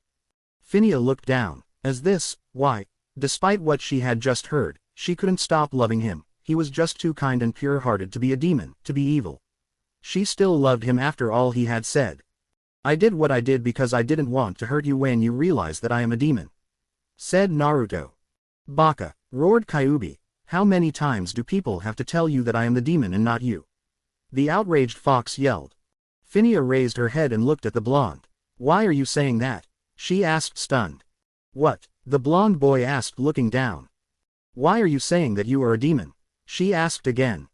Because I am, came the sad response. You are not, yelled Phinia, tearing up. If you were, then Azeroth would be a memory by now, she said. Naruto smiled and looked at her. Thank you, he said, for understanding me. Phinia nodded and wiped her tears away. But still, why do you reject me? She asked. Who? The blonde boy asked, confused. Naruto, do you believe in love at first sight? She asked, blushing. I believe that there is a possibility, responded the blonde, getting up and walked to the mirror. Why do you ask? Because I do believe, she said. I believe that such things exist, because the first time I saw you, I loved you, she said, making Naruto turn and look at her. I knew you were different, I knew that you wouldn't go for power. I loved you for you and I still do. Why do you reject me? She asked, starting to cry again. Naruto looked down, sad. Kyuubi was right when he said that she would not shun him away for something he couldn't control or something he did not wish for. But now, why did he reject her? Was it because he was now afraid that she would die before him and he would live longer than her? He was afraid of that. Naruto looked at Phinia as she was crying her heart out in her hands. He walked over to her and sat on the bed next to the crying girl. He moved an arm behind her, grabbing her shoulder and pulling her close to him in a loving hug. Phinia, sensing someone pulling her in a hug, wrapped her arms around the person, not caring who it could be. She put her head on Naruto's chest and continued crying her heart out. The blonde boy felt his heart sink. Seeing her cry like this made him very sad. Naruto started passing his hand through her hair and tried to calm her down. She continued asking the same question. Why? That was the only question coming from her, the only thing she was saying. Naruto sighed. I don't know why, he responded sincerely. I think it's because I'm afraid to lose you. Phinia stopped crying and looked up at Naruto. What do you mean? She asked. Because of Kyuubi my lifespan has been upped. I will live longer than you, he explained. Because of that I am afraid that you might die later on and I will be alone till the moment I die. I don't want that, he said sadly. Phinia's eyes teared up again and she started crying. She put her head on his chest and shed her tears there. Isn't there a way for me to live longer? She asked. Naruto's eyes widened at what she asked. He was shocked that she asked that. What do you mean? He asked. I mean that I love you too, much to give up on, you, she said between sobs. You stole my heart, I want to be with, you whatever it, takes. She cried. I don't know, the blonde said. Phinia tightened her hold on Naruto like she was trying to prevent the boy from leaving. I want it, I want to be with you, she cried, please. She begged. Naruto put his head on hers and held her tight. You know, ever since I found out about Kyuubi and talked with him, we have created a link in our mind allowing us to talk between each other, he explained. At first he was a bastard that wanted to kill me and destroy my home village, Konoha. But ever since we came here, Naruto paused and held Phinia tighter to calm her crying. Ever since I met Zagark and he had taken me to the druids in Darnassus, I don't know what they did but Kyuubi became friendly and started helping me. He said that. He stopped and gulped. that there might be a way to up your lifespan. Phineas stopped crying and swallowed. She looked up at Naruto with teary eyes.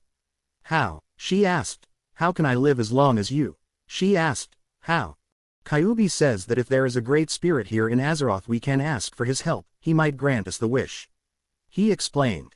But what if there isn't any spirit? She asked shaking. Would you leave me? She asked even though she knew that Naruto doesn't love her, or at least she thought. Naruto's heart was struck when those words came from her. She had asked something that made his heart sink. He thought about it, he thought hard and he realized something that made him mentally slap himself. Every time he looked at her, when they talked or when she hugged him, his heart would go faster. He always wanted to kiss her and hug her back. He realized that he had feelings for her but he was denying them for Sakura. He was an idiot, he really was. He made the girl he fell in love with cry by rejecting her. But not anymore, he would repair his mistake. No, he said smiling and holding her tighter not wanting to let go. He closed his eyes. I will not leave you, he said. Phineas looked up at him again. The blonde boy opened his eyes. If there isn't a spirit to grant us that wish we will find another way, and if there still isn't I won't leave you, I will be with you forever. He said smiling softly at her. Do you mean that? Asked Phineas with her hopes up. Naruto nodded. Yes, I just realized, I do love you, I was just denying it. He said sadly. Phineas' heart raced faster and faster as she heard him confess. Her wish, the wish she put when they were running from the orc army had come true, it really did. She started crying again, but this time because of happiness. She put her head on his chest again and held him tight. See? Asked Kyuubi laughing. I told you she loves you and that she won't reject you. Yeah, responded the blonde stroking the girl's hair. I will leave you two alone, tomorrow I want to tell you something, alright? Kyuubi said. Naruto gave a mental nod and felt Kyuubi walking to the back of the cage. He looked down at Phineas who stopped crying and was resting her head on his chest. He put his hand under her chin and raised her head to look in her eyes. Phineas looked into Naruto's eyes, so much love they held now, love intended for her. She couldn't help but smile and let tears of joy fall from her eyes. She put her hands on his shoulders and moved closer to him. She closed her eyes as her head was approaching his. The blonde boy saw what she was doing. He smiled. This time he would return her intention. He put his hands around her waist and when her lips connected with his he closed his eyes and leaned on the bed taking the girl with him. They shared a long and passionate kiss. Phineas whose wish to be with Naruto had been granted was letting all her love flow through the kiss and all her joyful tears fall from her eyes. As the two parted slowly Phineas opened her eyes and looked at Naruto. She moved her head closer to him and stopped when her nose touched his. The blonde boy opened his eyes and looked into hers. I'm sorry for making you cry, he said truthfully, and for breaking your heart. I was an idiot, he said sadly. Phineas smiled at him and gave him a kiss on the lips. It has been repaired, she said as she started passing her fingers on his whisker-like cheeks. Thank you.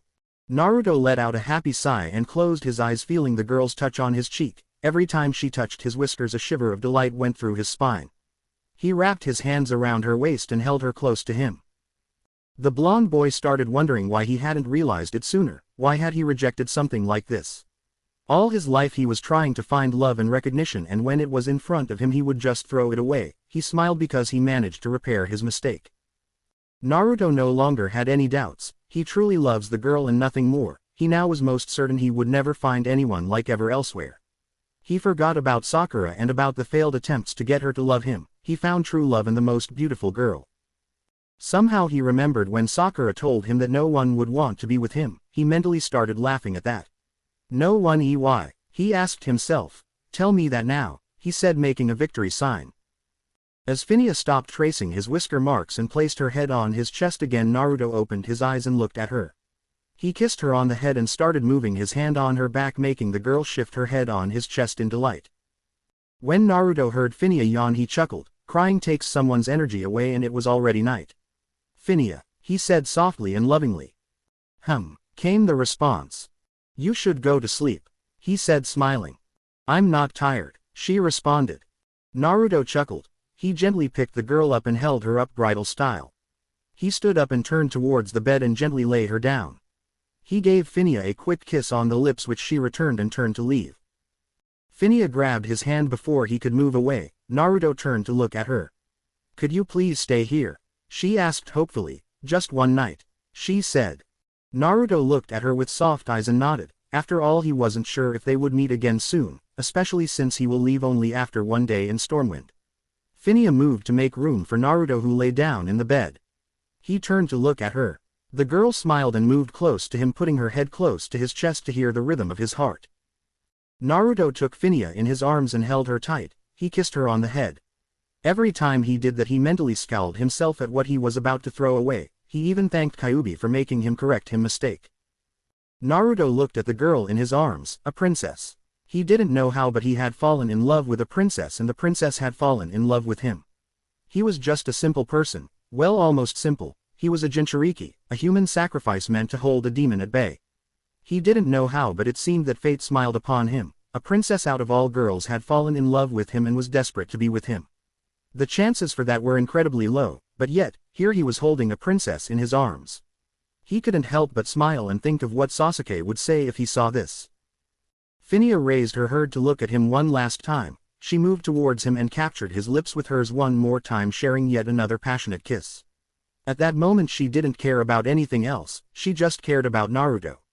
She didn't care what her father would say, she didn't care if he wouldn't agree with them, and she would run away with him if it was necessary. She wanted to be with the boy that had stolen her heart. They broke the kiss after some time. Phineas looked in the boy's eyes, those deep blue eyes that once dull or serious now held love, a deep blue sea of love directed to her. She couldn't help but be happy. She had found the perfect man, someone that didn't want her for power but for love. "I love you, Naruto," she said, and she put her head under his chin again, holding his tightly. "I love you too, Phineas," responded the blonde, also tightening the embrace, "more than I even realized," he thought as he closed his eyes and let sleep take him. His life was taking a new turn, one that seemed brighter than any other path. Phineas had stayed awake a little longer. She recapitulated everything the boy had told her. Despite what he was, despite where he came from, she loved him. She only hoped he would want to remain here, though she thought she was selfish for hoping that he would remain in this world with her. She couldn't help it. She was in love. Her love was finally returned. She had found the perfect boyfriend and, if possible, the perfect husband. She smiled and moved closer to the boy, seeking his warmth. Subconsciously the blonde pulled her closer and held her tighter. This made the girl smile more. She fell asleep with a smile on her face. She knew that everything would be good from now on. Nothing could ruin this moment or any other moment in the future. Morning. Zagark was running down the streets of Ironforge as fast as his legs could. He had received an urgent message from King Magni that he wanted to see him. He wondered what was happening. He prayed it wasn't something bad as he was called to the king's house. As Zagark entered the house, a dwarf guided him through to where the king was. Zagark followed without questioning. A few minutes later he arrived at his destination. The king was standing behind a door. The dwarf that accompanied Zagark bowed and left.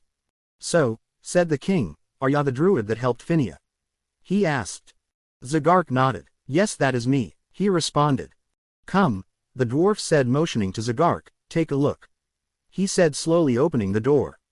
Zagark raised an eyebrow but complied nonetheless. He looked inside and his eyes widened. He saw Naruto in a bed holding the princess in his arms. The druid immediately withdrew his head from the room and turned to the king.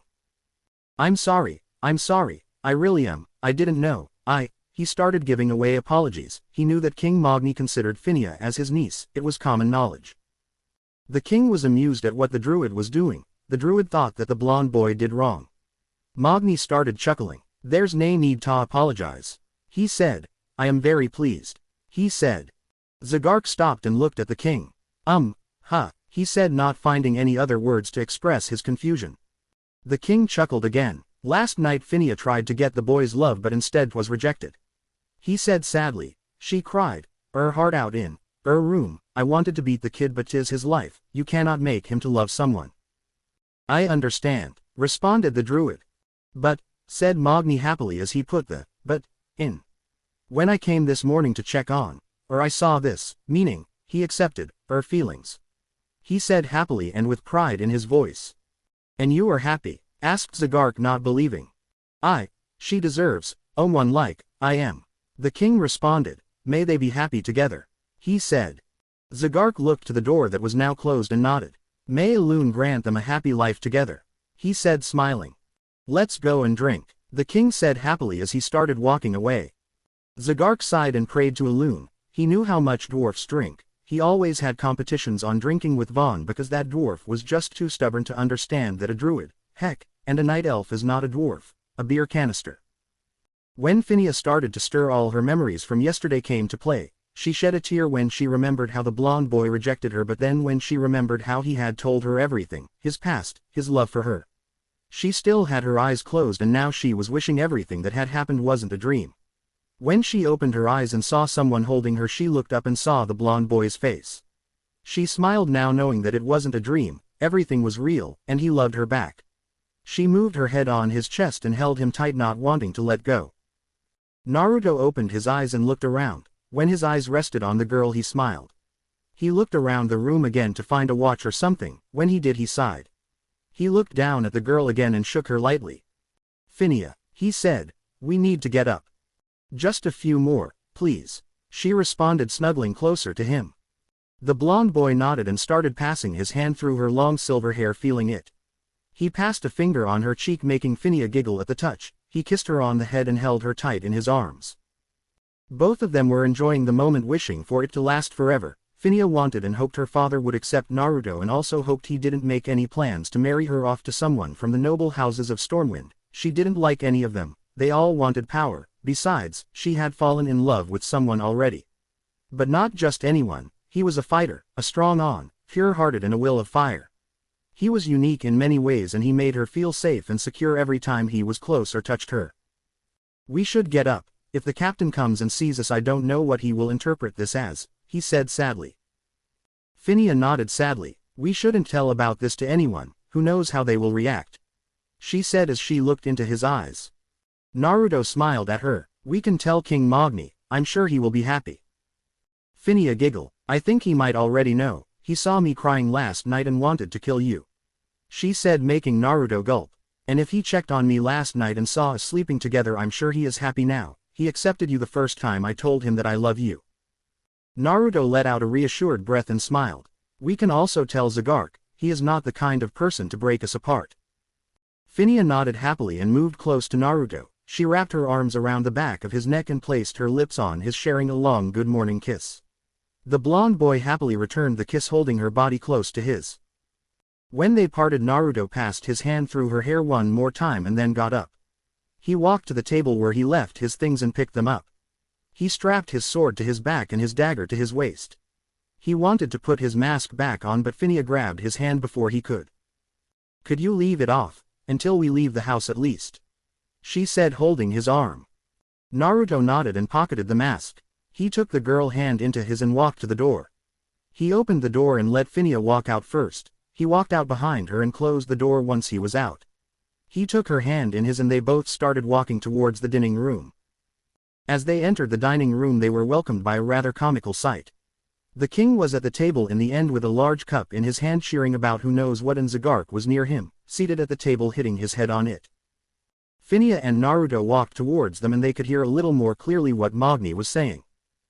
"Come on, elf, drink some more," he said. Zagark shook his head in exasperation. "No more, you're going to kill me." "Bah, nonsense, drink," he said. Zagark let his head drop on the table. Why was he always the one to have to face this? He had to face his friend Vaughn when he drinks, and he drinks a lot. He sighed and turned his head towards the door and saw the blonde boy without his mask holding the princess's hand, and she was holding his. Zagark smiled at Naruto and Phineas. "Good morning, you two," he said. "Hey," said Naruto, "what's happening?" he asked. "King Magni here saw you two together and started celebrating," responded Zagark, "by drinking, and he made me drink as well," he continued, "and now he won't stop," he said, desperate. Phineas giggled. "Magni, you shouldn't drink at a day like this. I mean, today I am leaving," she said sadly. The king stopped cheering and smiled at the person he considered a granddaughter. "All right, come take a seat and eat," he said. Naruto and Phineas nodded. They walked towards them. Naruto took a seat next to Zagark, on the druid's right, and Phineas was seated next to Naruto on his right. As soon as they were seated, a dwarf came with the food and placed it in front of them. They thanked the dwarf and started eating. "So what's going to happen today?"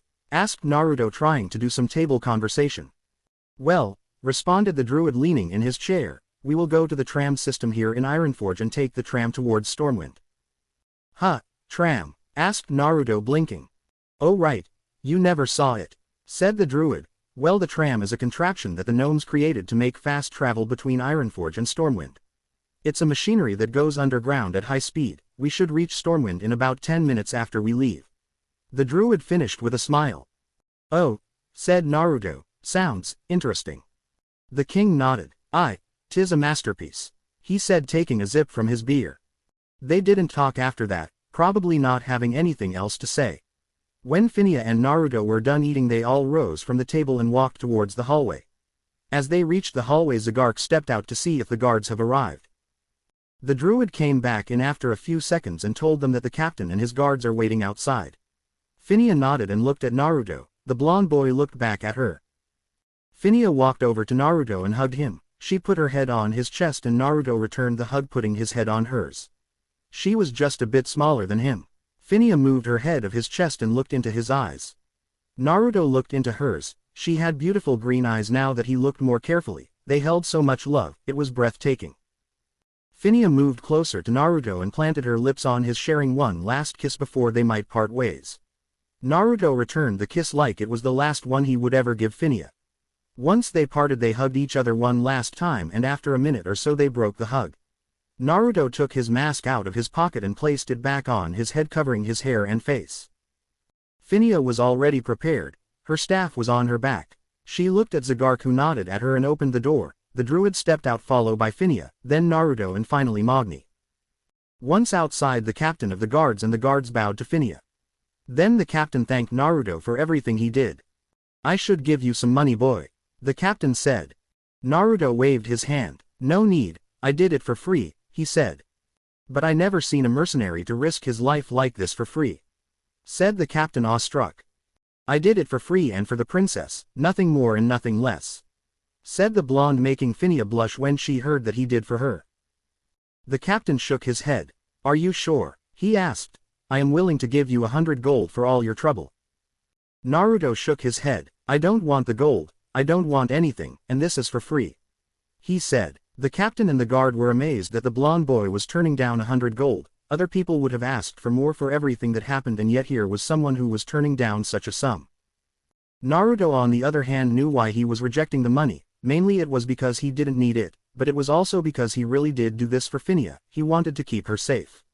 After all, know that he realized his feelings for her and found hers for him. He wanted to be sure that she will be constantly safe.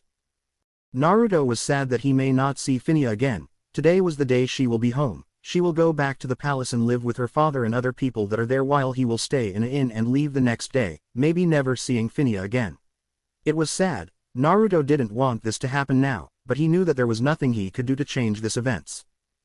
They started walking towards the gnome part of the city. When they got there, the entrance was like a mechanized tunnel. Everything was made out of machines. When they passed the tunnel, they came to a large round room. In the middle of the room stood the king of gnomes. He greeted everyone and told them that the tram is working just fine. The group turned right and entered another tunnel. The large metallic door opened to reveal a large room with chairs and pylons. There was a strange machine in front of them. It had no door or windows. It was a platform with bars to sustain people and make sure they don't fall. It had only 3 platforms, but they were big enough to keep everyone. Well, 'tis is it, said Magni sadly. Phinia turned to him and nodded. She walked up to the king and gave him a hug. I hope I will see you again, Magni, she said. Magni nodded and returned the hug. When they parted, Phinia walked on the middle platform where Zagark and Naruto were. The rest of the group was on the first platform in front of them. The tram started moving and soon they were on their way to Stormwind. As the tram was moving, Zagark started tensing more and more. Naruto, on the other hand, sat down and closed his eyes and started to meditate. Mindscape. Naruto opened his eyes and saw himself in front of Kyuubi's cage. He sat up and walked to the bars. The fox came out of the shadows and stopped in front of the cage as well. So, what was it you wanted to tell me? Asked Naruto. The fox cleared his voice. Remember last night when I told you that there might be a spirit to help with your cause? The blonde boy nodded. Yes, what about it? Well, to put it simple, there is a spirit in this world, the fox said, grinning. Naruto perked his ears. All right, tell me all you know. Good, the fox said with a bigger grin. I can feel it. The spirit is somewhere in this world. I can't track it 100% clear, but we know it is present. Kyuubi said. Yeah, I know that, but do you know how to find it? asked the blonde. No, responded Kyubi. I told you that I can feel a weak presence. I can't be sure where it is. He might be hiding. So how do we find it? We can try and ask around. Legends, folk tales, rumors, anything can help. The fox responded. Naruto put his hand under his chin and nodded. Yeah, I see what you mean. Also, we need to do something fast, said Kyubi. Don't ask why, but I have a very bad feeling. Hey, laughed Naruto, you're not the only one. I can't shake the feeling that something bad will happen soon. Ah, a fox's intuition, declared Kyubi with a smirk. Maybe for you, I'm still a human. That can be changed, retorted Kyubi with a grin. Oh, no, said Naruto waving his hands, you are not changing me into a fox or anything like that. Kyubi started laughing, his voice booming through the sewer. I wouldn't do that, you couldn't handle being a fox. Hey, said Naruto angry, is that an insult? Kyubi stopped laughing and looked at the blonde. No, he responded with a sweat drop. Naruto's sweat dropped as well. Anyway, he said, changing the subject, did you hear the conversation last night about the Scarlet? He asked. Kyubi nodded. Yes, I did, and somehow it all seems so very strange. Tell me about it, scoffed Naruto. I mean, killing people just like that, they are insane. More than that, that rumor the dwarf said that they are actually led by a demon and no one knows that. The fox said. Obviously someone knows if members of the Scarlet Crusade left to create the Argent of Dawn and the rumor appeared. Said Naruto, watching as the water dripped. But for only so little to see, the fox said with a shake of the head. Anyway, you should return and change to your fox form and make a shadow clone. Naruto stood up and nodded. All right, he said, and he faded from his mindscape. Real world. Naruto opened his eyes. He glanced around and saw that the tram was still moving. He stood up and with fast speed he created a cage bush and then shifted in the fox form. He managed to alert Zagark and Phinia that were on the same platform as him. Luckily the guards didn't see. Zagark was impressed at what the blonde boy planned to do. He knew that Naruto could duplicate himself and was surprised when he chose to do it now while on the tram. He looked at the clone and saw that it stood up straight, like the blonde boy would do. It was mimicking his entire movements. Phinia was puzzled at what Naruto did. She didn't understand why he had changed to his little fox form and duplicate himself. She looked at the little fox and saw it turn to her. The fox then ran up to her and started climbing on her leg till he reached up and sat down on her shoulder. Naruto, she whispered, what are you doing? The blonde boy looked at her serious. I have a mission to guard you, he said. Phinia smiled at him. She was happy that he was still thinking about her, even though he said it because it was his mission. But she didn't understand why he would still take his mission serious as they were almost home. But why? She asked. I mean, we are almost home. You shall see when this contraption stops, he said, serious. Phinia seemed a little scared. Naruto knew something she didn't know and yet he wouldn't tell her. She started wondering what did the blonde boy knew that still made him want to keep a close eye on her. Naruto, seeing her like that, licked her cheek to reassure her. She giggled at him. Listen, I want you to act like I am a pet you found and grew attached to. Can you do that? He asked. Phinia nodded and took Naruto in his arms, holding him. She started stroking his fur gently with a finger and the blonde boy would purr like a cat, or a fox. She hugged the fox to her chest and gave it a small kiss on the head. Naruto closed his eyes and raised his head up in pleasure. He would enjoy all of this while he still could. As the tram stopped, Phinia looked up towards the exit of the tram. Naruto felt Zagark tense at a point that would clearly state that he was ready to either fight or run away, depending on the enemy's movement. Phinia looked towards the exit and gasped at what she saw. Sure, her father was there guarded by Stormwind guards, but there were other people as well.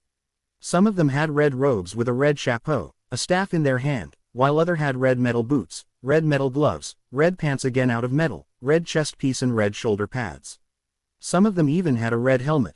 They had a shield on their backs or in their hands and a sword or axe. On all of them was a tabard that had a red leaf on it. These were the Scarlet Crusade. Zagark's hand started twitching towards his mace. His eyes turned cold as he looked at the tabard of the Scarlet Crusade. Memories of the past started to resurface as he gazed upon those red robes, upon those emotionless faces, those fake smiles. Flashback. Hurry up, yelled a man with a silver armor and a helmet that resembled a crown on his head. People were running and screaming. Women were holding to their children and running for their and their children's life. Men were grabbing whatever weapon they could fight and retaliate. they would protect their loved ones, killing the enemy and showing no mercy. Men and women alike were falling, dying fast. Some were not that lucky, they would find a slow and painful death, or they would see their beloved ones killed in front of them.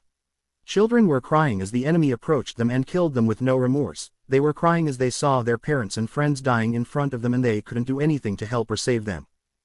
"They're too many," shouted a woman with a green plate armor. She had silver eyes and matching silver hair. "We need to hold them back a little longer, we're almost at the border," shouted a rider with blue armor that had a dragon designed on it.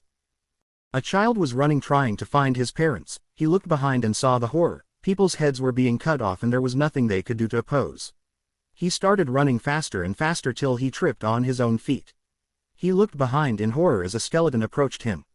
The child started crying as there was no one near to save him and he would meet the same death as everyone else.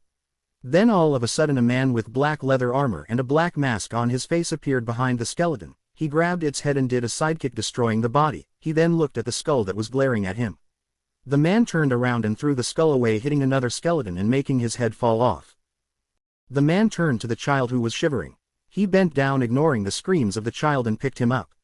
He started running with the child in his arms, telling him that everything is all right. Slowly he managed to reach the group. He looked around and saw a druid and dwarf. The druid had a red leather helmet that resembled a crown. He had light blue chest armor, flat shoulder pads and red leather pants and boots. He had a staff in his hand. The dwarf had a plate helmet that covered his head but it showed his mouth and eyes. He had silver chest armor, pants and gloves. He had no shoulder pads. In his left hand there was a triangular shield with a claw design on it. He had a long dense sword in his right hand. The druid and the dwarf were fighting side by side, each defending their backs. The druid then turned to the man and yelled out, "Kadal," he called, "get your ass here." The man named Kadal ran towards the two. Once he reached them he pulled off his mask, showing a man in his late 20s. "What's the status report?" the dwarf asked. "Grim, the scourge is pushing hard. We already lost Jalan and Rina." Kadal responded, shaking his head. "We also lost 10 fighters of the Dragon Order. We lost Anuka and..." The man chalked on his spit and held back his tears. "My wife, Yilka." The dwarf scowled. "Darn ye bloody bastards," he yelled as he cut off the head of a zombie. "Poor Rina. Poor Jalan. I'm sorry for your wife," the druid said. "We shouldn't stick here," he told them as he looked around and pushed his staff in a skeleton's head, making it pop of its body and roll away. Kadal nodded. "What is your order, sir?" he asked. "Pull back," shouted the druid. "Everyone fall back to Anderhall," he shouted. "Zagark, what about Darrowshire?" asked the man. The druid scowled. "Damn it." He looked behind the man where the bridge and road would lead towards Darrowshire. "There's nothing we can do for him now," said the dwarf. "Let's move." The man nodded and held the child tight in his arms as he started running towards the village of Anderhall. Zagark turned towards the dwarf and both of them then turned to look at the incoming legions of undead. "Stall him," asked the dwarf. The druid nodded and started chanting. He moved his open palm towards a large creature that had 2 heads, 3 hands each holding an axe. His stomach was open and his insides were visible. "Moonfire," the druid shouted, and a pillar of dark blue light shot from the sky and hit the creature, making a hole in it. The creature dropped dead on the ground. The druid then put his palm on his head and murmured, "Barkskin." Brooches appeared around him and started circling him. The brooches then thickened and became hard as steel. The druid then looked at a mass of skeletons and zombies that were marching towards them. "The sky darkens, the sky roars and punishes the offenders. Mother Nature, show your wrath on my enemies. Let the sky roar in power, let the thunder fall." The druid chanted. He opened his left palm and raised it towards the sky. Lighting started to appear in his palms as the sky suddenly darkened and clouds appeared. Then there was a thunder, and another, and then the clouds concentrated in just one spot and lighting started moving towards the ground, striking the marching undead forces. The skeletons charged faster, forgetting about the slow zombies. The dwarf jumped in front of the druid that was channeling the spell and raised his sword. The first skeleton came. The dwarf cut its head off. A sword was lowered and the dwarf blocked the attack with his shield. He then spun and did a side slash, destroying the skeleton's body. A skeleton jumped behind the druid and lowered his axe to cut. The axe stopped above the druid's head as the brooches circulating the druid appeared above his head to block the attack. The dwarf appeared above the skeleton and lowered his sword with force, obliterating the walking dead. The druid finished chanting his spell and the clouds started disappearing. He looked at the dwarf and nodded towards him. The dwarf nodded back and they started running in the same direction Kadal had run. The druid glanced behind and narrowed his eyes as he saw a horse. The horse was dead, its skull visible. The rider had white hair, a dark blue mask over his face, light blue armor on his with skeletal heads on it and dark blue clothing underneath the armor. On his back there was a black sword, its hilt resembled bat wings, the blade was dense and glowing black. The druid looked in front of him, not wanting to look behind. This is the first Death Knight he had seen in all his life, and he hasn't been scared before like this. The Death Knight gave the most dangerous aura he had ever sensed. The smell of death coming from his was choking him. The druid didn't want to look behind anymore. He started praying to Elune and hoping that she would save the refugees and help them hold back the advancing armies of the Scourge. End flashback. Phinia, said the king as he opened his arms to embrace his daughter in a hug. The girl smiled and ran up to her father. Naruto jumped out of Phinia's arms before she was caught in the hug. He sat down next to her leg, waving his tail. "It's so good to see you again, Phinia," her father said. "It's good to be back home, father, but," said Phinia as she looked at the crusade members. The king realized what she was meaning and smiled. "You don't need to worry, they changed their ideals and decided to join us," he said. Naruto's clone and Zagark decided to walk up then. The king looked at the druid and recognized him. It wasn't hard after all. The druid had a reputation that surpassed him. He was known all over Azeroth for his deeds, much like other heroes that now fight in Outland against the Burning Legion.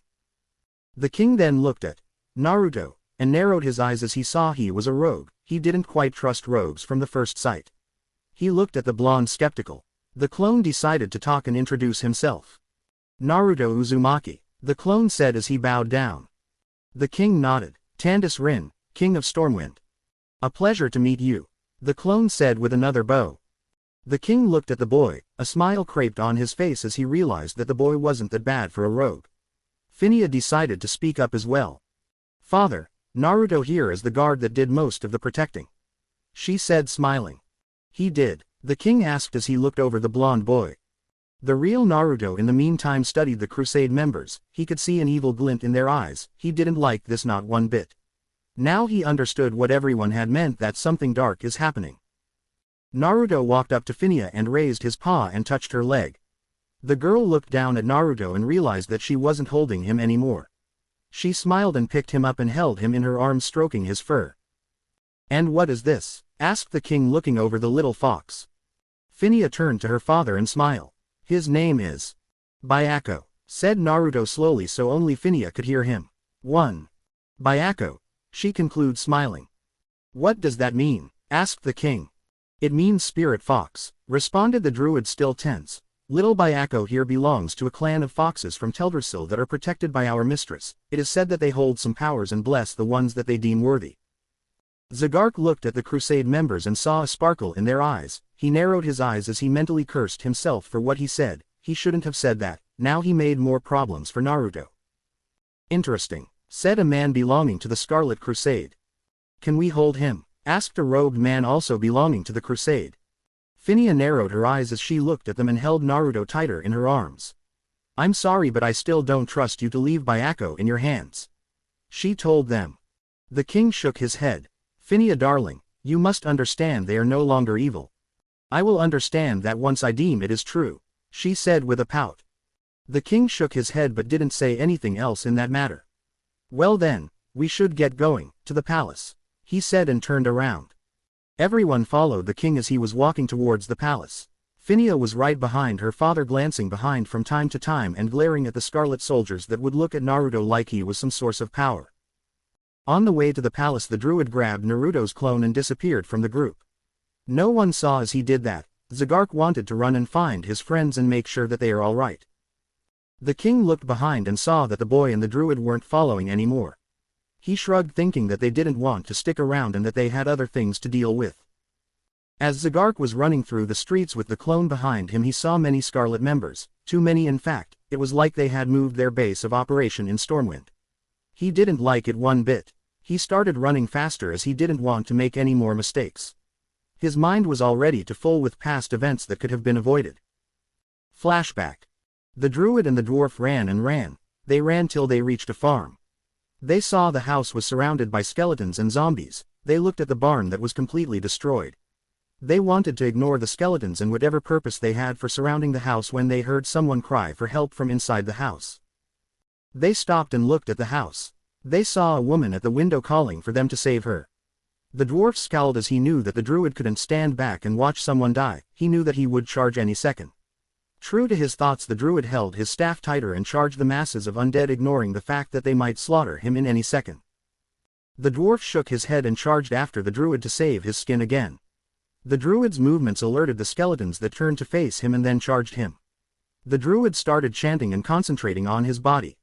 Swift as the wind, silent as the leaf in the wind, eyes that catch any movement, watchers of the night, grant me the power of the panthers.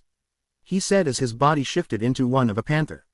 The druid then let out a powerful growl and started moving faster. He jumped up and landed on top a skeleton. He bit its head, ripping it from the body and spit it out. He jumped down and bit the next skeleton, ripping its leg and making it fall. The druid saw an axe lowering down towards him and he jumped to the side. He bit the hand of the axe-wielding skeleton and ripped it off. The druid then jumped on the skeleton, making it fall on its back and started mutilating its bones with his claws. When he saw another axe coming down on him, he jumped of the skeleton, letting the axe fall on the skeleton that he had clawed. The druid then jumped on another skeleton and started clawing it. The dwarf finally reached the middle of the battle and raised his sword. He started cutting through the zombies and the skeletons like butter. He would raise his shield to defend himself against any attack that might come towards him. The dwarf saw the druid running towards the house. He started cutting the enemies that were blocking his path towards the house. The druid ran in the house, whose door had been destroyed by 3 zombies. They had entered the house just a few minutes ago, and the druid was desperate to reach the woman in time before she would be mutilated by the zombies and transformed into one of them.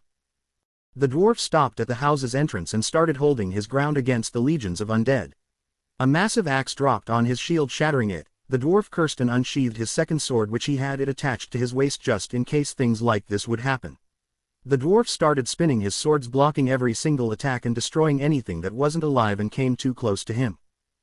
The druid ran upstairs in his cat form. He had heard a woman scream and hoped he wasn't too late. Once he got up, he saw 2 of the 3 zombies mutilating a woman's body. The druid narrowed his eyes and jumped on one of the zombies' back and started clawing it and ripping its flesh with his own teeth. Once he was sure the zombie was dead, he jumped on the second zombie and bit its arm. He put his paw on the zombie's chest and ripped the arm off. Then he started clawing the undead till it dropped dead. The druid turned his attention to the hallway of the second floor and ran, trying to find the last zombie to finish him off. He heard a woman's scream coming from the corner. He ran where he heard the scream, and when he got there he saw a man with a long sword, a light yellow plate armor and a golden shield cutting the zombie's head off. The druid recognized the man as being one of the paladins of the Holy Order. The paladin looked at the druid and nodded. At last, some help. The druid nodded his head and shifted back into his elf form. When did you get here? I was injured in the previous battles and the ladies here nursed me back to health. He answered. I tried to save Miss Dana, but this filth appeared and tried to harm Miss Hafla. The paladin said as he motioned towards a woman in the corner of the room, shivering. The druid walked up to her and gave her a hand. She accepted the hand and sat up shakily. Come, we will help you get out of here, the druid said reassuringly. What happened to my sister? She asked, stuttering. The druid shook his head. I'm sorry, I couldn't save her. The woman started crying. The druid looked at the paladin that put his helmet back on his head. The paladin looked at the druid. You take Miss Hafla, I will hold the demons back. The druid nodded, understanding what he was meaning. He picked up the woman and held her in his arms. They ran out the door in the hallway. They ran to the stairs where the body of the other woman was. They started walking down the stairs when they heard a chilling scream. They turned around and looked with wide eyes at the body of the mutilated woman as her spirit rose. Dana, asked the woman in the druid's arms. The spirit looked at her so-called sister and yelled. It was a